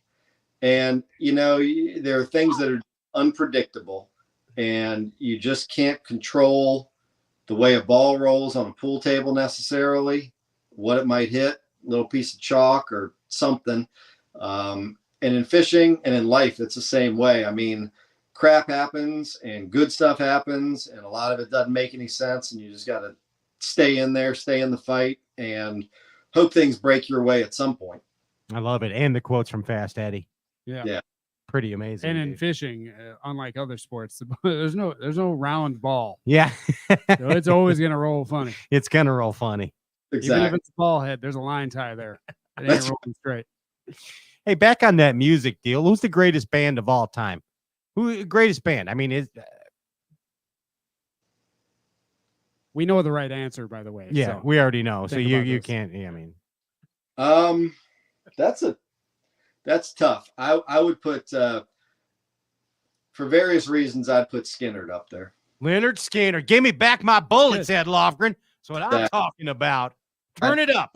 I'd probably, as far as a band, I'd probably put Skinnerd right there because of their relatively short career, their general attitude, and just a lot of good stuff. They just shouldn't have been lazy and gotten that plane either. Should have just drove.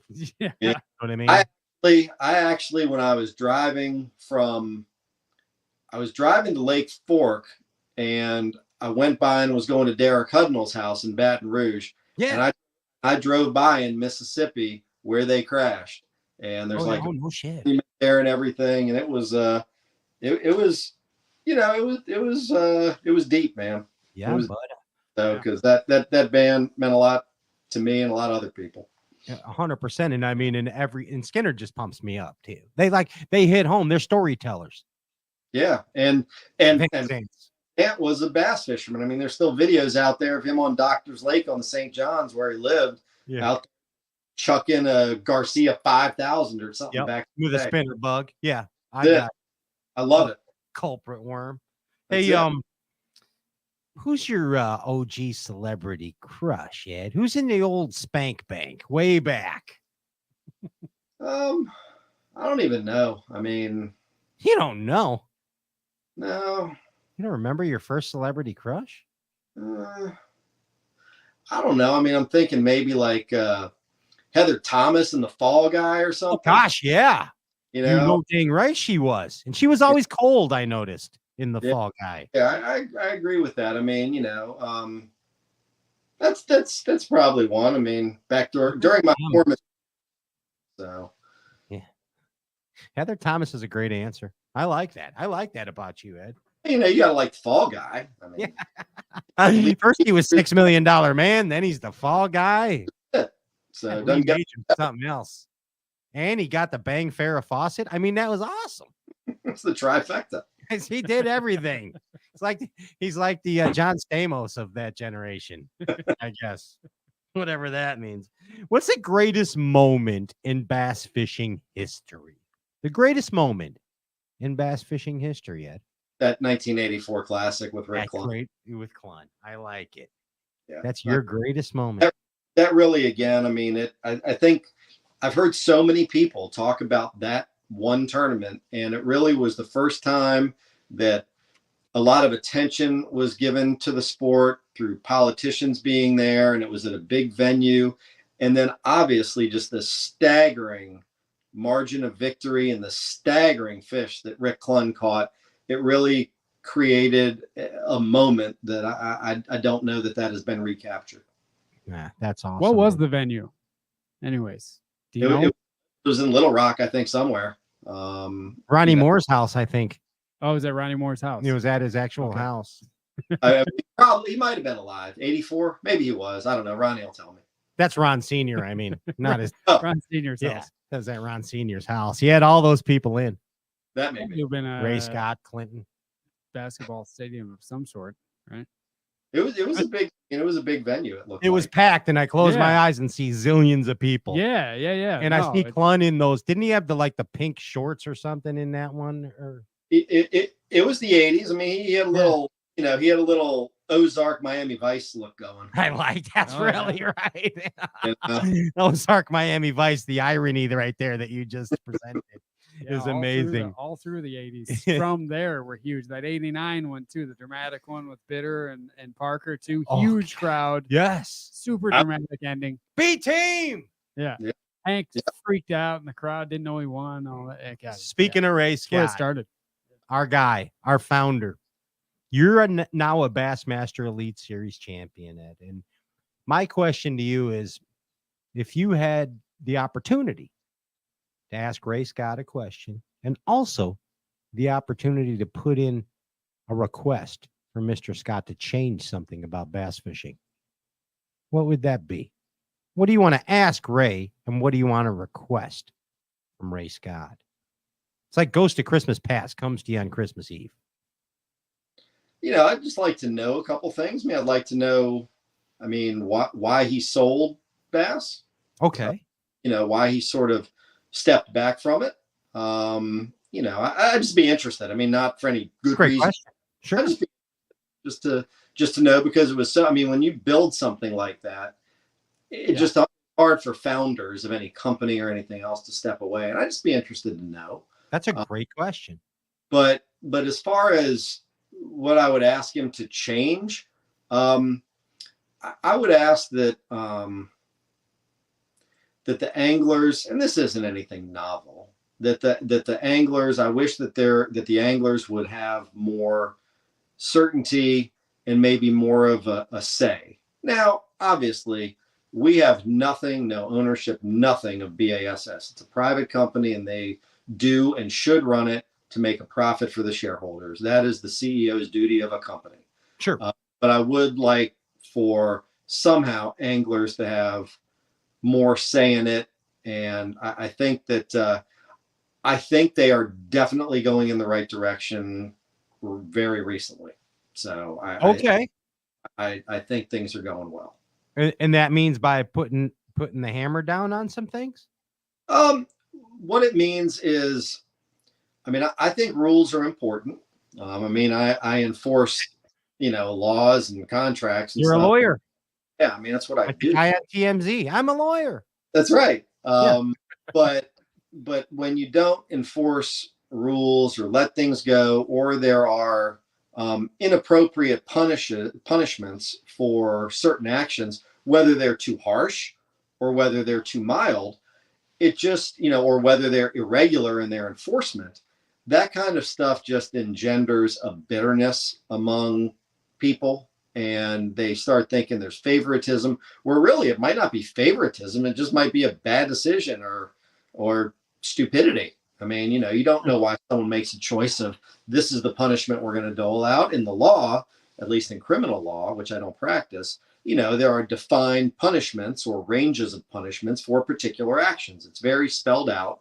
And that is something that I think would be a good idea. It would not be that difficult to do. Most infractions that happen on the Bassmaster Elite Series and in many tournaments are pretty limited. I mean, sure, there's some outlandish things that happen here or there, but they're pretty limited. And so I think a regimented outline would be good to have of, if you do this, this is what will happen. And I think it should be pretty hard to get thrown out of an organization. Like, you can't fish the elites anymore. I think it should be more difficult to have your entire tournament disqualified. I think disqualifications are a very harsh remedy. They absolutely are sometimes needed, not only for the enforcement, but for an action, but also for deterrence. And, I would really like to see some more mechanized process, so it's more transparent and people know what to expect. More cut and dry. If you screw up, this is going to happen. Your right pinky's cut off. Right. But cut and dry. But at the same time, we as anglers, we agree. We assent to the terms of our participation agreement. And when we do that, we waive a lot of things and we say, we'll abide by this, and we abide by this process, the appeals process. And this is what they can do with our likeness and image. No one's holding a gun to our head to fish. We want to fish BASS, best, baddest organization for fishing on the planet. It's the originator, the OG, and it's going to be that way. So, and it's not changing. So we agree to that. No one's holding a gun to our head. But I would just like to see it a little more mechanized, so that it's if this, then that. Cut and dry. Yeah. I agree. That's great. I'm kind of surprised that I guess I didn't really know that there wasn't. I mean, I know there's, a pound a minute if you're late, whatever, stuff like that. You need something defined for everything. Everything. Yeah. I mean, perfect, Ed. It took a lawyer to figure this out, for crying out loud. I just thought they were doing that. They got lawyers. I've talked to them. So, I mean, it's just a situation where I think that would help, because, if someone is caught dead to rights getting information, that I think is a disqualifiable, if that's a word, offense. But if someone is just scrolling through social media, I don't know that they should be disqualified, but they also shouldn't just sit out for 10 minutes. They should like sit out a day for 4 hours. Something penalty box shot across the bow, so because that's more impactful, I think, than fining someone $1,000. The fines are already laid out, but of how that ratchets up with your violations. But if you don't have a fishing license, or if you get dinged for doing something against the law on the tournament waters within 30 days or something like that, what the penalty would be. The reaction, when someone says there should be zero tolerance, to me, that's, if what they mean is you do anything, you get thrown out. I've heard people say, well, if you don't have your kill switch hooked up, you should be thrown out. If you don't, if you don't do this, you should be thrown out, or DQ'd, I should say. DQ, yeah. That's insanity. That's stupid. Because there isn't a single person who hasn't, during a day, been running down the lake. You got to switch over fuel tanks, and on a bass cat there in the back, you unhook your kill switch off your jacket. You lean back there, you switch it, you come back up and you go, and then you get to your next place and you're like, oh crap, I left my kill switch off. I mean, it's not intentional. It's not anything, but you don't gain an edge. Yeah, you don't gain an edge, is right. Edge gain. You're not trying to gain an edge. You're not trying to gain an edge if you don't get your fishing license. Hey, you think we could ask Clun to make a book of laws and punishments? I mean, he might do it. We could bring it out like in Pirates of the Caribbean, the big book. That's our answer. Clun's laws and punishments. Whenever you decide to be done fishing, I think that's your retirement plan. Yeah, right you there. too. You got to get on this. Write this up. Part-time tournament director. I'd be happy to do it. And a guide, all kinds of stuff. You got time for everything now. I don't know you that well, but hearing you talk right there, I'd vote for you. Yeah. Ed Loughran for TD. I'm a giant among midgets. Ed, you are a Bassmaster Elite Series champion. That's what you are. Yeah. And dude, I had a good time here with you tonight, bud. Yeah, it was great. I got to learn a lot about you. And guess what? It's not over. We're giving away some custom Ed Loughran handmade baits to a lucky viewer. And Ed, the Whiskey Gypsy at the beginning of the show said he was sending you a little box of hooch. You know what I mean? So you want to give away some tin cup to a lucky viewer as well? Why don't we text you over a couple names? Sure, absolutely. That would be fine. I mean, and with the lures, I mean, whoever wins it, I mean, we'll communicate. And if they want green pumpkin type stuff, I'll do that. Black and blue, I'll do that. I mean, I'm going to make it myself on the tailgate of my truck in my driveway, like I do everything else nowadays. Perfect. And they'll have, whatever they want, and it will be amazing. And I love it. What they want. Let's do it. Driveway Customs. We got it ready. Can you get him over to Ed? I think he sent it. Yeah, he's got him. So one of them I see. Am I supposed to announce this? We can give you a drum roll or something. You want a drum roll or like a fanfare or?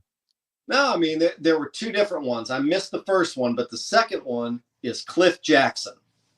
Jackson. That is one, I believe. That's for the tin cup. That's the tin cup. Cliff Jackson. He sounds like a Skinnerd fan, actually. He does, actually. He won the tin cup box of fun. Now, who won the Eddie Loughran Customs? Yeah, and then the other one, I did miss that. It popped up. Brad Martin. So Brad Martin, you won the Ed Loughran. I know Brad Martin, actually. These are some good, solid names. I like. Yeah, I mean, these are Bassin' men. You could tell, Ed. You can tell. You could tell, just like Fast Eddie, the Bassin' man.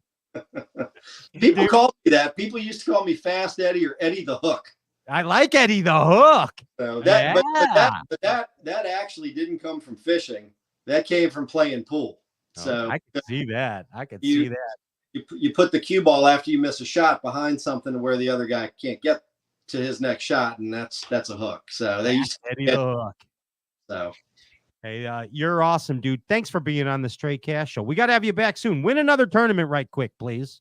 Anytime, I'll try. I mean, as soon as I can do it is February. So give me a break. Hurry up. And then Ryan and I will send you the file from that Turkish lawsuit that we have right now. I'll try to see if I can help you out with that. Make but I some think calls, it Eddie. may just your people back to Turkey.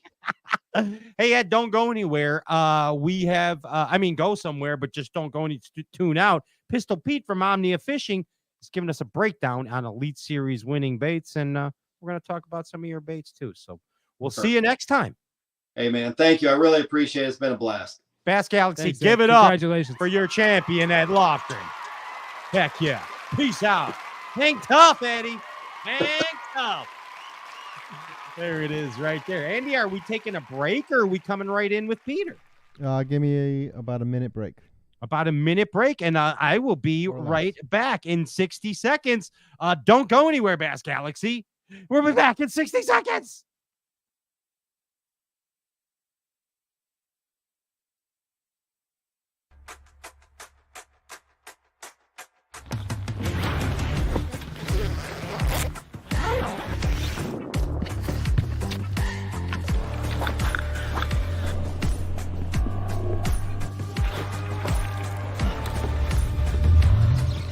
Nice, dude. Yeah, buddy.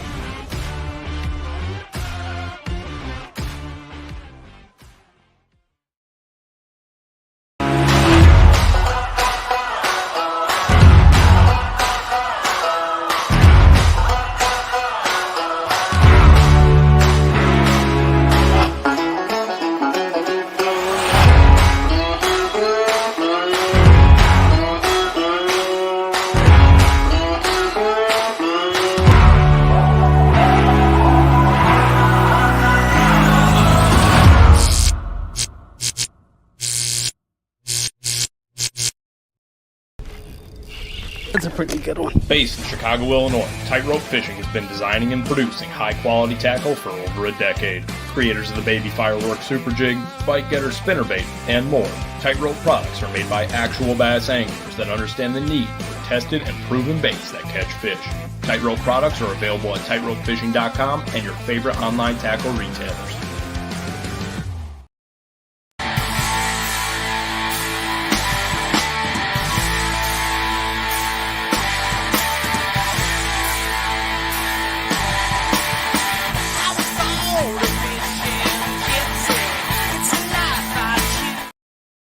Welcome back. Welcome back. This is the glorified version of a Bass and Talk Show. And now it's time for Minnesota's Most Wanted.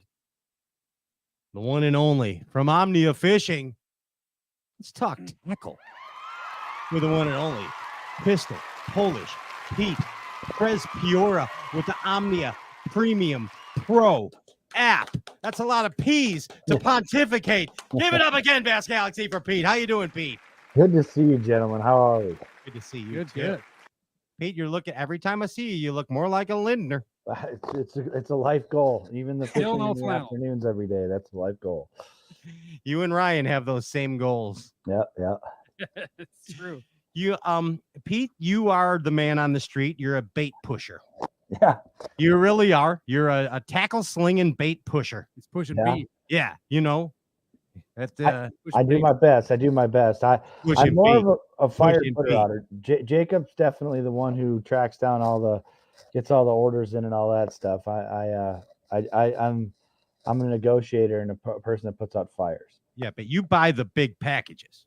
You know what I mean? And then you distribute them to the streets. Yeah, I negotiate them, and then Jacob does all the hard work. Yes, You pay off the dock workers. Yeah, you do pay off the dock workers to get it through customs and all the stuff that's left over from COVID. All that. Yeah, all that stuff. We got masks on discount. But here's the deal. You watch the dial. And by that, I mean, you watch what baits are moving. And let's be real about this, Pete. When someone wins a Bassmaster Derb, the dial moves. Big time. For us, for our consumer base, it is true. It's weird, there's the fishing industry for us, bass heads. Yes, you're right. That's the key thing. But it gets scary each year. You go to these like ICAST or Bassmaster Classics, and talk to some of the vendors, and some retailers don't get that same lift as your retailers that are attracting that more avid hardcore angler. So to your point, for a place like Omnia, it means everything. What happens on Derb Day, what happens over the weekend affects Monday morning right away, you know? So, for us, it's been easier than you think, because of the fact that we've seen so much move to the old Minner there that we have reason to talk about. We'll talk about a lot tonight. Minner. The Minner. And I don't think a lot of people had a lot of it. So we haven't saturated the market with tons of jig head Minners, even though it feels like it from our perspective. Winning on Sunday for the elites, or I kid you not, the way you guys touched on it earlier with Ed, I watched the whole show so far. Thank you. There's so much information out there now that a derber, even a local derber around the house and stuff, has access to what won on, the Fox chain. Yeah, exactly. What Chris Grow was throwing on the Fox chain. The South Shore Bass Open in Chicago, all this stuff. You really can dig around and find out stuff that's winning tournaments all over the place. And that's where it gets more difficult. You start seeing the trends coming from afar, and try and get in front of them. But we've done I would say a better than average job of it so far, but we certainly swing and miss sometimes as well. Ginger, do we have a special guest? I just need Pete to move his wire off his collar, because that's gotcha. Yeah. God, I got all excited, Ginger. I thought we had special guest music. I got a boner a It minute. was messing up his vocals. Okay. Pete, I gotta know. I've Thanks, always buddy. thought that maybe I haven't seen it, but I just had a theory that the biggest boom in tackle sales is whatever bait is leading day one of the classic. Yeah, is that accurate? I can tell you right now that feels to be the case to us a lot of times. Really? Because that's the one we're slowest to react to a lot of times. You know what I mean? Like right away, everybody's freaking out because they're catching bigger bags. Like Fork always tricks us every year, right? You kind of think like, okay, this is gonna be the year that, whatever big square bills do it, or this happens or that. And it's always like some big giant topwater does it. And then it's some swim bait from some company that I can't get the swim baits from because they're already sold out day one of the tournament. But then by the end of the tournament, it tends to level out a little bit and get a little bit more realistic. Like, okay, the Minners did come back and win it. Or, eventually the chatterbait did take the thing down. It's not some, giant swim bait that I can't even stand a chance of getting 6 at this year, Right. Yeah, you have a point. It definitely fires people up the most on day one, but I would say our dollars overall probably go off the staples that tend to consistently compete in tournaments or win. Right. Yeah, I always just felt that because everybody's got cabin, especially up here in the north. Oh yeah. Northern. Yep. But yeah, we're all sitting up here and cabin fever, and then you get the first day of the classic in February, and somebody's winning on a rattle trap per day. Rattle traps, they're gone. Rattle traps flying gone off the shelves. Yeah. DT6 gone. It's funny you say that, because while you were asking me that, that's exactly what I thought about. Was Bob Downey, the first year we signed him for Omnia, his first tournament of the year was the St. John's. It might have been the first or second tournament that year. I don't remember. And he got second place in the dirt. But right off the bat, he was cracking them on a lipless, on a Rapala. Rapala one. We didn't have the color. Yeah, it was a Rashi vibe, and we didn't have the color. So I freaked out and got a hold of Rapala, and we're close to him, and we figured out how to get him as fast. And Quinn brought him over in a wheelbarrow. Yeah, it was awesome. Yeah. Hey, Pete, a wild year on the 2024 Elite Series. I'm going to break this down for you boys real quick.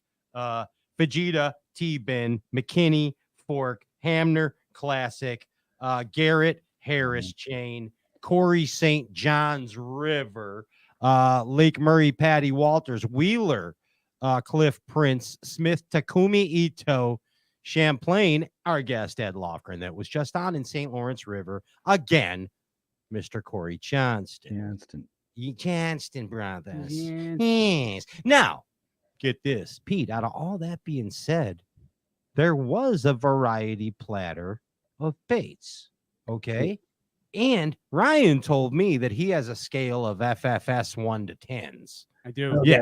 So like if it was a partial forward facing tournament or a full forward facing. Oh, I tournament. do want to hear that. Okay, good. I'm Yeah, following yeah. you. Okay. So I mean, real quick, Ryan and you, I'm gonna rapid fire it. You tell me where it is.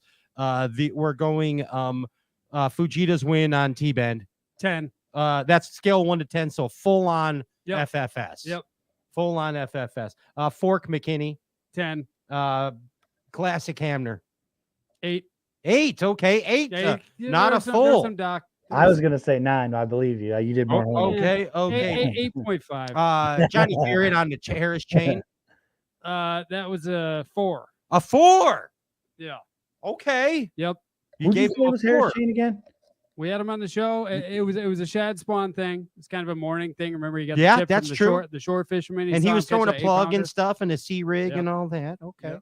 He said it wasn't using it too much. Okay. So I got you there. We'll Yep. give you that. Johnny Garrett's was a 4. Corey's on the St. John River. 5. A 5. You're going halfsies? Yeah, he was perspective, Okay. finding beds, but I Okay. know he was seeing some of them too. I may differ With to his beg eyes. on 2 of these All so right. far, but Well, let's this see. is just like You feel- as the dude says, this is just like my opinion, man. Yeah. This is my sister's. Hey, anyway, Murray Patty Walters. That's an 8. An 8. Okay. Yep. Wheeler, Cliff Prince.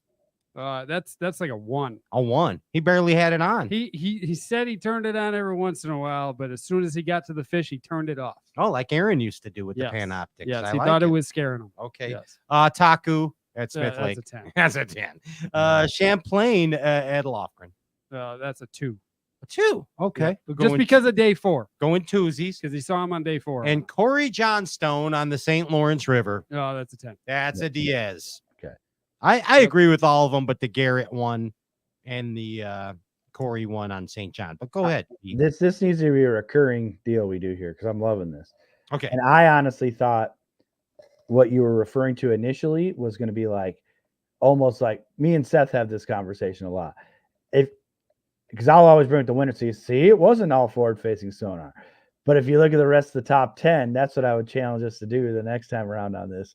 Oh, See sure. How much of the whole top 10 played out with scope, with forward Totally. facing. I like, yeah. Let's do good. that, Pete. We'll make it a regular thing. Good and we idea. stole it from like Penthouse movie yeah. reviews. I You know, thought like I've seen full it boner, before. half boner. Almost, you know what I mean? That's what Yeah. it was. The whole deal. We could do semi. Yeah, semis. Semis, yeah. Yeah, good deal. So you agree with pretty much what Ryan said, though? Yeah, obviously that's dead on. And I kind of viewed it very similar to you about on the wins and stuff. But I will say that's a lot of the people that are discussing this hot topic are all saying like, yeah, but what about all the checks? Where'd they come from? You know? Right. I like it. So Yeah, the there's no- FFS scale. There's zero tournaments where it would be a 2 in the whole top 10. That Seems doesn't like exist. it seems really like it. doesn't. It really does. Somebody's using it pretty heavy. Yeah, in the top without a 10. doubt. Where you go, I think. Speaking of heavy variety platter of baits, boys, this year. Okay. Now, Pete, and this is where you and Ryan come in. I'm going to name some baits here. Yeah. That won the tournaments. Okay. And Ryan, you want to throw some brand names out and maybe the Sure. events that were won on it. And Pete, you tell me the reflection that you see at Omnia Fishing that Okay. these baits brought. Fair enough. Makes sense. Yep. Okay. Let's just start with the obvious one that kind of took Texas by storm and also some other victories was the jerkbait. The good old fashioned jerkbait. Yep. Couple what derps, right? Lake Fork. for Fork, sure. okay. Band. Yeah. Toledo. Wait.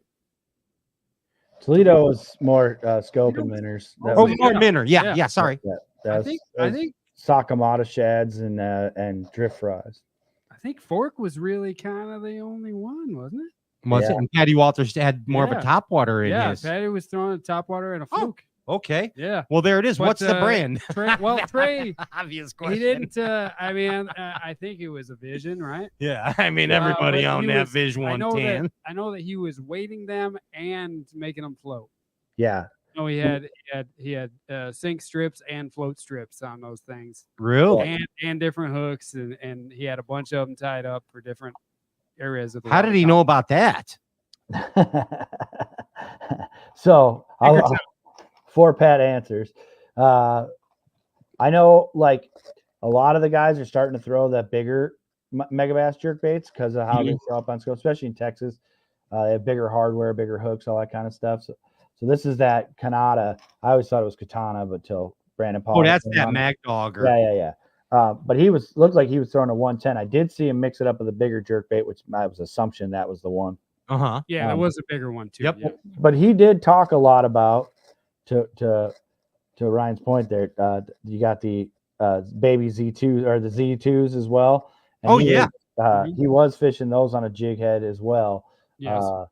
So I did see, like you said, the jerk bait did definitely play, but the bigger one to me out of those two in Texas was Koyo Fujita, because I lost the steak dinner because of that guy. I bet Joe Panessa in the beginning of the season that Koyo would win AOI by a landslide, and he didn't. We all thought that was going to go down. Yeah, he had an up and down season, but man, he came out of the gates and obviously made me look like a genius. I made this bet pre that, so you shut it down. You're like, I told you. But he is was known as the drift fry guy. This is that drift fry guy. It's got the little bill on it, so that's how you know it's the drift fry. It's got a little plastic bill on it, molded into plastic. But he came out and admitted that he was fishing the depth Sakamata shed, which is hands down, far and away, our most popular scope and minnow. Is that right? Yeah, we can't keep them in stock by a mile. I mean, we get pallet quantities in and they're gone within 24 to 48 hours. Isn't that something? Yeah. That's the hottest lure period in the market. Now the drift fry is hard to get to, and we do move a lot of those. But Koyo's kind of was viewed anyway as the prince of that technique. So to see him come out of the gates and do that right away was pretty impressive. The thing that I think flies under the radar a lot about what he did in that first one is everybody's throwing, like what we're selling a lot of is a lot of 3 and 4 inch baits like crazy. A lot of these guys, even if you look at what Robert G was doing on the St. Lawrence, there are a lot of 6 and 7 and 8 inch baits even get thrown on these jig heads. And that's where you got to kind of go with a bigger jig head hook. So like these are LG versions of the Gamakatsu Horizon heads from Japan. So they have EWG style hook in them. So you're not running such finessey equipment on these. You're running a much bigger wide gap style hook on there. So you can fish a little bit heavier line, a heavier rod, and really put some pressure on the fish. I like it. Yeah. So it's not super finessey, honestly. Not finessey at all. Yeah. A lot of them are throwing 16 on those things. 15, 100%. Yeah. It's like when Takumi was throwing that depth gill on the casting, or was it Nori's gill? Nori's gill. Yeah. Nori's gill. Even Keith Carson at St. Clair. He had the full size Maxent jerk shed on there. There you go. That's a 5.5 inch bait, and throwing it on some heavier line. And speaking of Maxent, Ryan said that we know Pete. Ryan put it amazingly. He said Maxent still is a cheat code these days. Yeah. I mean, honestly, if you're not, I mean, I saw you guys playing with it earlier, the powders and stuff. Yeah. If you don't have like the access to the powders, or if you're not a scent additive person or whatever, the Maxent stuff absolutely is proven.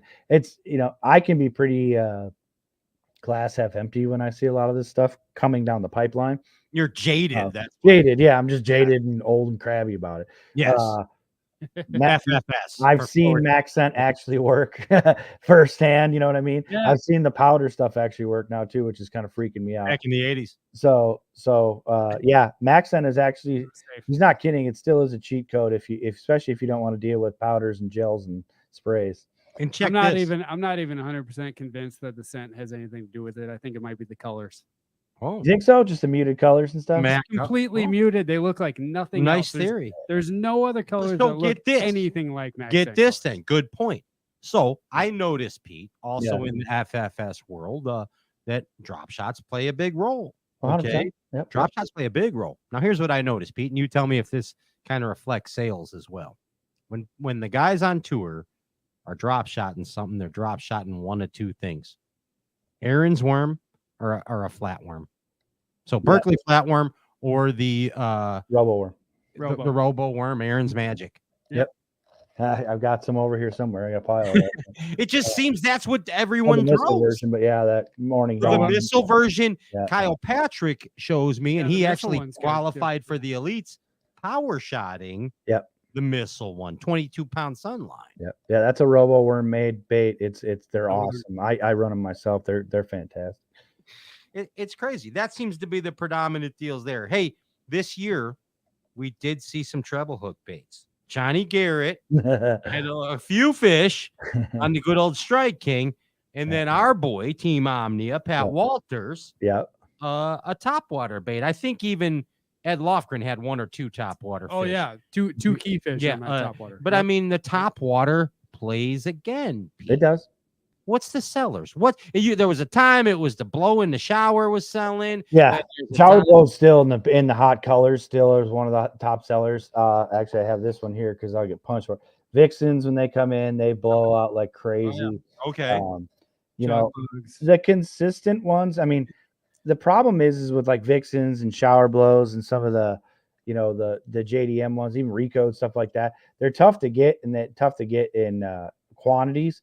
So on paper, it's still some of I would nothing touches a spook still as far as for us for like just consistently selling all over the country. You ship them from anywhere from, you know, the West Coast to the Northeast Coast. We ship them all over the country. So spooks. What's the hottest color? What's that? Is the hottest color of a spook that you're moving? Bone. Yeah. All the bone. Herringbone black with the white stripes. Honestly, that we sell more chrome ones too than we do in a lot of other top waters. I think it's just a Carolinas thing, East Coast thing. Sure. Sell a lot of chrome. Black herring loved it. Lakes love the chrome as well, man. But I mean, it really does. It can be defined by the type of top water that people are having success with. So those walking style baits like a shower blows or a spook, that's one whole side. The poppers really go on like really dead streaks for us until we see some tournament activity with it. You know what I mean? Really? And then the poppers will pick back. And up. I have one rigged always. June. Always. Yeah. Yeah. I mean, and they're, I mean, pretty cool. That's what moves the dial. The good old Zara spook can't go wrong on something like that, man. Yeah. Well, I mean, that's the Live Sea saltwater version. Yeah.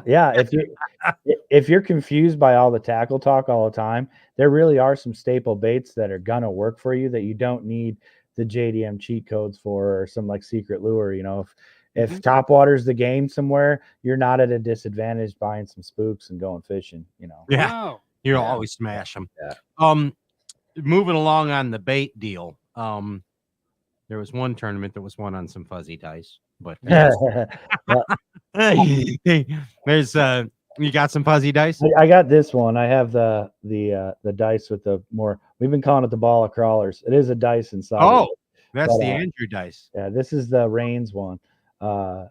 This one I like because I was drop shotting it and it was doing a little bit better than the traditional dice. But did you know that our producer Andy makes the Andrew dice? And he hand makes them. They're better than Takumi's. Well, I'll take some because we've had a hard time getting volume in any of those. Andy, hear that? Start shipments. Yeah. Of the Andrew dice. Clay. They work around the hickory dickory dock. You touched on the gill as well. I grabbed the big one on accident, but I have the smaller ones as well. The ones he was actually using. This is the big flip version, but that is honestly been that was his Texas bait for real. Yeah. No, that Takumi used it at Smith. Yeah, as well. The big one. Yeah, he was using the 4-inch, not the. I have the 5. I was gonna say the big one. He was using it 3.6. 3.6. Yeah, Ryan's got it. He's a statistician. Yeah, he was like Nico rigging it kind of almost. And I have had a ton of confidence in that bait. I will honestly say that I get picked on at work about. I've been buying those gills quite a bit. They're a great bait. You can rig them a whole bunch of different ways, and that's worked. But in the ilk of the dice, I think that's what we're going to see a lot of coming down the pipeline here from a lot of different anglers is the dice stuff. Like I said, that rain style dice, but the 2 ways, like the bugs, that bug style lure. This Yeah. is not going to stop. This is going to be I mean, what I'm seeing coming down the pipeline is a lot of people having success. When I was just in Japan in February, and this style of bait was really what's the next evolution to the minnow game. Interesting. It's Yeah. all been the little bugs with little appendages and a little much more subtle movement to them, but they're easier to shake. What I've noticed with them is they're easier to keep above fish's heads as well. That's what I see. And dude, I was with Corey day one of St. Lawrence, and there was 6-pounders eluding him. Yeah. And he came to me the next day, said, I figured out how to make them sniffers eat. It's something to do with what you're saying. I'll just you know what this whole tentacle game is reminding me of, and you'll remember this The too. centipede? Maybe Pete, not the centipede, but you're close. It looked like a centipede. The power bait. Sandworm. Sandworm. I remember that thing. Yeah. That was my first favorite bass bait ever. Dude, that was a good one. And I wish they'd bring it back because it make it. Hey, Pure Fishing, Maxent, Brad, Maxent sandworm, please. Maxent power slugs. Too. I think they still make it in gulp for saltwater. What did Lowen say, Pat? What's that? Let's go with that. Bubba's like whiskers. What was? Oh yeah, Bubba's like whiskers is what Bill Lowen said. Yeah. That was a long time ago. He was ahead of the game. That's a famous quote. You're right, Ginge. That's amazing. Oh my gosh. Hey, Pete. Yeah. Does anybody throw anything besides a jackhammer? We did see a little bit for the first time a movement in that category as far as like the volumes, and it went to this guy a little bit. Was that Evo? Yeah, it's on the list. Yep. So now that you can see it, the Evo going, the Slobber Knocker has had some strong sales. That Tungsten Thunder Cricket does pretty well in smallmouth country, but I would say overall that Evo and the Jackhammer are the two that are really got most people's attention right now. Yeah. Justin Hamner in the classic. Yeah. Z-Man Elite Evo. Yeah. Yeah. And Seth speaks highly of. It really is. It's still not a jack, and like everybody wants to know which one's gonna dethrone the jackhammer. I've fished it in both a lot. I have a lot of these Evos. I got a buddy that we all know that gave me a whole bunch of. I have a lot of these, and I've been throwing them out of financial reasons a lot more. I have a lot of confidence in them. Those student loans you're paying off. I know. Yeah, for sure. Does it? That thing hunt a little bit? It does. It runs really good. It's a touch subtler than a jackhammer. I mean, on the fall, the initial turn of the hand, like with jackhammers, always had everything on the first turn of the handle. You feel that blade like hit the head right away.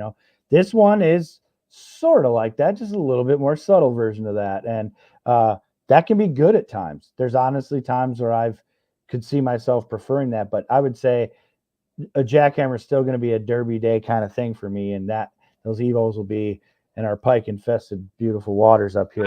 Still be the northern. Yes, the northern. The northern check pike. this. Yeah. The one thing that a lot of people know and a lot of people don't know is the Slobber Knocker is the bait to throw in laydowns in wood. Yeah, that's what a lot. Slobber Knocker plows. Yeah. Really? Yeah. Oh yeah, through the laydown like a square bill, like a balsa square bill. Mm-hmm. Hey, I think we covered everything except the good old jig and pig. Oh yeah. Call them Pete jigs and pigs. We don't use that terminology anymore around Omnia fishing. Washington Redskins. But I do hear it once in a while. Jig sales have not slowed down like a lot of other categories. Hard baits and treble hook baits, as you mentioned, Pat, have suffered of late. And good to see the topwater show up and some jerkbait fishing show up this year. But jig fishing is going strong as ever. Alive and well and kicking. Yes, it is. And it doesn't get talked about as much, obviously, even in the tournament scene. Ed won on it. Yep. But it is absolutely still everybody's safety blanket, including mine. If I'm dying on the vine and there's nothing else going on, the jig will come out. And it does play all times of the year. So I honestly, that's probably the category I'm looking for to see some exciting stuff come out of one of these times, because it's been a while since we've really had a revolution in the jig game, as far as the big, as far as forward facing sonar, I should say, what's going on there, as far as being able to fish with a big rod. I know there's some finesse jigs out there that are playing in that. I haven't know somebody that's sitting by you there that's got one that plays good on forward facing sonar. But I'm saying get in there with that big line, big jig, big hook kind of thing for a forward-facing sonar. I think we'll see some of that stuff coming soon. I like it. You know what shocked me on all this? What? Tell me what's shocking. Usually you see a stick worm a lot more. Yeah, Corey had one. Corey had one. That's Yeah. the only one that was mentioned by any winner the entire season. I don't know if he did, because I didn't get to watch it as closely as I could have, but McKinney did say that he caught some key fish on an Ocho as well. No, yep, you are correct. I slipped on that one. Yeah. He did mention the Ocho Nico rig. McKinney and Corey have so much in common. Yeah, they're just like each other. They honestly, they look alike. Spots in a They paint. really just do the same thing out there. But yeah, Same demeanor. Yeah, but no, for sure. I guess you're right. That was the Corey win. I couldn't agree with you more. I think probably the biggest shocker to me is to see the not the fall by any means, but the lack of attention on the old Senko or the stickworm that we normally would see. Or just a Nico, other worms Nico'd, and that didn't hear about it that much. There's a couple Nico mentions, but Now they're Nico and Dice. yeah. Yep. Hey, Pete, I enjoyed having you here for this little tackle breakdown, and we need to do more of these. We've been having you on for years, and every time you come on, I just like geeking out with you. It's a little different for me to geek out on some tackle. You know what I mean? Yeah, for sure. I like it when you guys have me. It's always fun. And you're part of the new segment, the FFS scale. I like that actually a lot. I'd love to see, because here I am. I just lost a steak dinner, and I'm willing to just bet another steak dinner, because why not? Oh, why not? You're a betting man. I think it's going to start swinging back towards the middle there. I think banks are going to open up. Everybody going to fish the bank, and it's all over there. I'm telling you, those fish are getting smarter. They're getting smarter every year. They're going to get smart, and we're going to have to do other stuff. And you know why people are getting smarter? Things like the OMNIA Premium Pro app. Yeah, sure.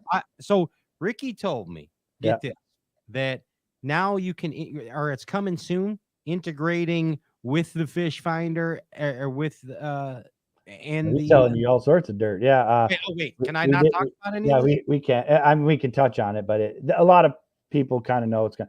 We are going to be a full waypoint management tool on the app soon, where you can upload. Doesn't matter the unit. We've got now working with all three major manufacturers, where you can offload your waypoints. It has lake recognition, so you don't even need to kind of categorize your dots. You just upload them, it'll land them on the lakes, and it categorizes them by lake, so you can search them by name of the lake, date, range, all that stuff. It even will save, if you have our pro subscription, it will save weather information. You can look at weather information on those dots. That's key, bro. Wind direction, moon phases. That's some Lindner stuff. Now you're on to the Lindner stuff. And then here's the cool part too. No one wants to admit they ever do it. I've learned this after we talked about it with some people. They're like, I've never do that. And then everybody leaves and they say, I can't wait to do that. And that's sharing waypoints. You can actually now with your phone select waypoints and text them to people, and they can upload them right away, or just look at them on their phone and navigate with the waypoint. So it's going to be a really cool tool that I think will help people on a daily basis who are anglers. For us up north, just our mindless winners at times, being able to sit down and organize things and really kind of separate where your waypoints are, clean your graphs up, put stuff where you want it. This is going to be it's not even close the easiest way I've seen to do it yet. So I love it. That keeps us from going crazy in the winter too. Nice. But, yeah. I mean, you know what I like about 2024 Pete Przepiora the most? No Ned rig. No, he's fishing more. No Ned rig, and he's fishing more. Pete's fishing more, Ryan. Well, I have been fishing more this year. He's fishing a lot more instead of Where just talking about it. He's bassing. Yeah, it feels good. What's that? Are you Durbin or just fishing? I haven't, honestly. I'm missing funny you say that. I've been fishing enough that I want to fish derbs again. I'm fishing one here in a few weeks. Let's go. I'm going to talk again, but I've been traveling, not traveling too far, but doing a little fishing up north and around the house here a few days a week, and just trying to get back in the groove of things. And yeah, I'd like to start fishing more derbs again next year. At times, always an issue. I make a shitty derby partner because a lot of times I miss practices and all that stuff. But I miss it. I miss the comp. I just miss staying in front of the trends. I got my own. I've had scope like 3 times in my life, literally, and never got to use it because either I'd get stolen by my friends or I was always giving it up. That needs your transducer. Yeah. I need the juicer. I broke one off and blah, blah. So I've been focusing on my own boat, and what I learned is I'm not as good as I thought I was. All my friends were way better at it because I've been I've been scoping up north a little bit, and it's really easy. And now around the house, I'm learning how hard it can be. So I'm pretty dug in on learning that. Hopefully they don't ban it right before I get good with it. So, hey Pete, get to the bank. I'll be there in Minnesota. I think Ryan's. You're gonna come with me too. But we're gonna go like September, October. Gingy might even come. We're gonna bring the whole family. But listen, if there's a derby going on, let's do it. I want to be your tournament partner. Okay, all right. Okay, we're in your I'll be able to catch a bass on live scope by then. Yeah, we're going. Well, I don't even care. We'll beat the bank and throw a frog and skip docks. I'll skip it all the way to the. You know what I mean? Let's do it. Hey, Pete, we got it before you go. Pedro's giving away a rock. Oh, nice. Yeah, he's giving away a rock. Ginge, can you text it to Pete? Now, during the event, Pedro was hot. He was hot. He was texting me from the garage. Are we talking during the St. Lawrence? Yeah, during the St. Lawrence event. He was texting me from the garage, and he did not like some of the shenanigans that maybe some of the people were up to on the Elite Series. Ooh. Yeah, he does not like it. Okay. So good. Yeah, Pete's, when it all comes out. I lost the name. Oh, yeah, Ginge lost the name. Hold on. Send it to Johnson. So who'd you send it to? I don't know. No, I said I lost the name. It's gone. You sent it to Boyd Duckett? You still got his name in your phone? Yeah. He was on the show. You got to tell us, Pat. What was he getting pissed off about? Who was pissing him off? People breaking rules. People taking points away from other people. People taking people's money away from other people. Yeah. I hear you. Yeah, he didn't like it. I bet he didn't. He On can give those people pocket rocks. He's going to all about it. Throw regular rocks at him. What's this podcast on again? It's on the Straight Cast Network. Oh, okay. Yeah. Okay. It's called Pushing P. It's on odd days. Pushing Pedro. we got to win. I still don't have nothing. I got it there. All right, here it comes. It's coming. Sorry about that. Oh, I got it. Hey, Gingy. All right. This is the winner of the Pedro Fighter official rock. Ladies and gentlemen, the newest visitor to the portal is Josh Lewis. Josh Lewis, you won. Come on down.